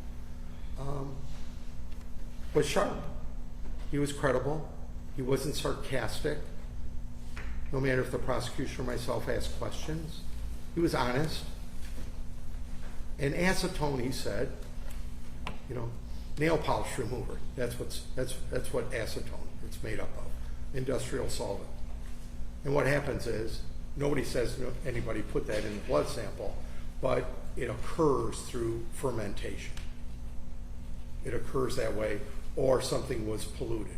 The needle, before it went in there, had something, a microbe or whatever. We don't know. But I don't care how it got there, it shouldn't be there. It shouldn't be there at all. And if it's there, it just spoiled the results. These results that are supposed to be positive and clean and accurate. You know, accurate, in my opinion, you're the finders of fact. Accurate, in my opinion, accurate is out of 100%, if you can get it up to like 95, that's accurate. If you start going below that, there's a problem there about accuracy. It's not a 51%. To me, that's not accurate, okay? again, we draw it back to murder 2. 2 charges of murder 2. And operating under the influence causing death. And operating under the influence of causing serious injuries. Counts there. Alcohol has to be right on the money. And I know I repeat a couple things, it's just because of the seriousness of this case. Please excuse me. Where is the breathalyzer? Wouldn't have cost anything. Wouldn't have it been amazing if the breathalyzer said 0.01 or 0.02 and they're claiming 0.18? Boy, they'd have a lot of questions to answer. But you know what? The less testing you do, the less tests you have, the less defense attorneys have questions to. Right? Right. So we don't want to have too much. Plus, remember, they're the ones in charge. You can't say, you know what? I want to go here, I want to go to a doctor, I want to have this or that. You can't say that. Why didn't they have the hospital do it? She had insurance. Why didn't they have the hospital draw some blood? Just for the heck of it. Then you have to worry about transportation, fermentation, nothing. Boom, it's done. Oh, by the way, I forgot about refrigeration. And it's supposed to be refrigerated. Might have an expiration date, but milk does too, and if you put it outside, not refrigerate, guess what? Who cares about the expiration date? It's spoiled. Spoiled milk is the fermented, and that's literally, it causes curds and stuff. I left some too long in my office, and it stunk up the office and the refrigerator. Baking soda had to be put in. So, you know, fermentation is a very strong animal. It's very strong, and it's aggressive. And you don't want that because you've got all these serious charges, including murder too. I want to know, if I was on a jury, that everything is properly done and there's no question whatsoever. And beyond a reasonable doubt, it's pretty close to that. That where we're at is that there's no question that it's there. All the elements are there. Everything was done properly. If things were not done properly, please don't feel that the seriousness of what occurred, I can't say not guilty. That's not fair. No. That's not what the law says. The law says for you to do your job, do your duty as a citizen, as a sworn-in juror. And that is, if you feel that somebody's not guilty of all the elements, and the people have not proven it beyond a reasonable doubt, all the elements crystal clear, then your duty is to say not guilty. And you say, oh my God, these people are going to be mad, or they're going to say this. No, you don't do that. In America, you rule, just like the judge has been ruling. He rules. You rule too when you deliberate. Please.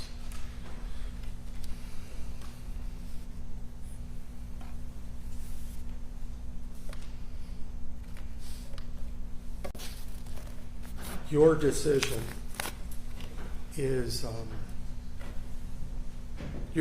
is going to affect my client's life.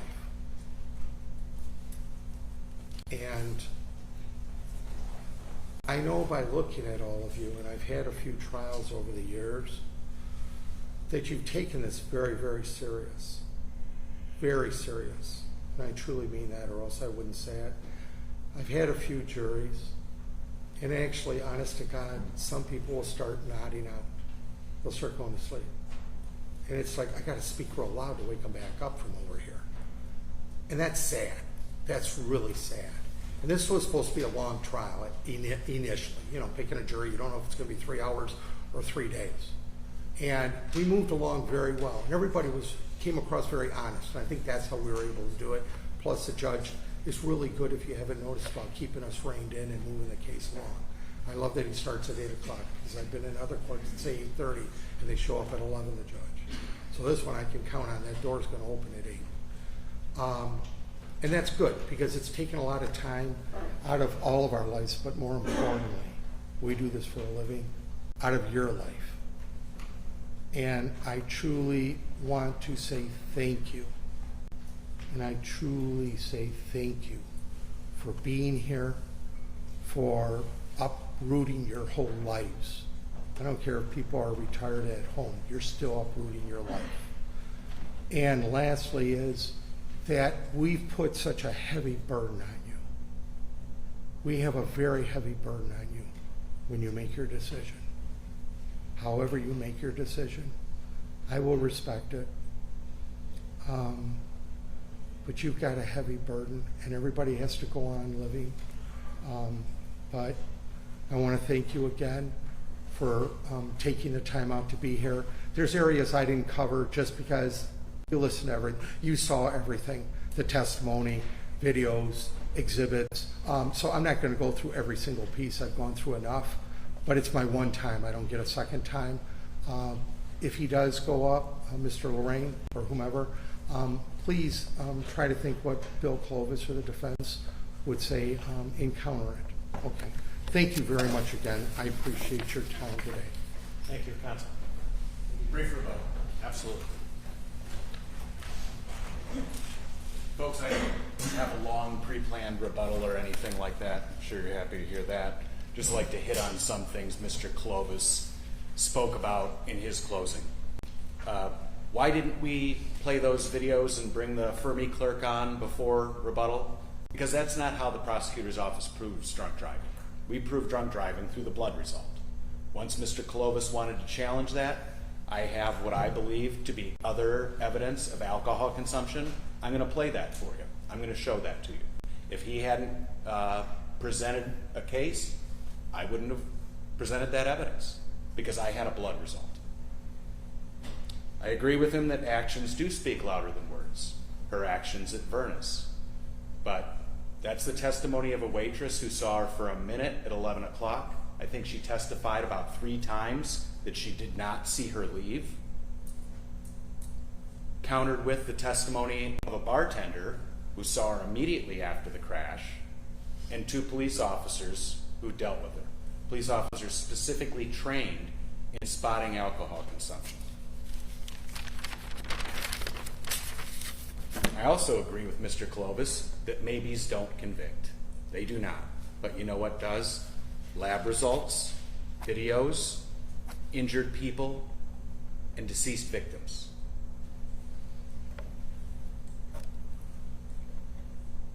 The intent in this case was sealed. The second she put that car back in drive and continued down the road. He characterized it as intentional recklessness, but it's exactly what is written in the jury instruction, and look at that. It is creating a situation. Once she starts to back out of her driveway with that blood alcohol content, that's the beginning of it. If she had run someone over right then and there, that's OWI causing death. What she did, that's second-degree murder. She knew from that second she was dangerous. She was in a situation where she was creating a high risk of death, and she continued on anyway. Mr. Clovis talked a little bit about beyond a reasonable doubt. The judge will explain to you what beyond a reasonable doubt is. What the jury instruction says is it's a doubt that grows out of reason and common sense. It's a doubt that grows out of the evidence or the lack thereof. So again, as I did in my opening statement, on behalf of the victims, on behalf of the people of the state of Michigan, when you go back in to deliberate, I ask you to look at everything, speak amongst yourselves, deliberate as you see fit, and when you're finished, find this defendant guilty of 2 counts of second-degree murder, 2 counts of OWI causing death, and 5 counts of OWI causing serious impairment. Thank you, folks.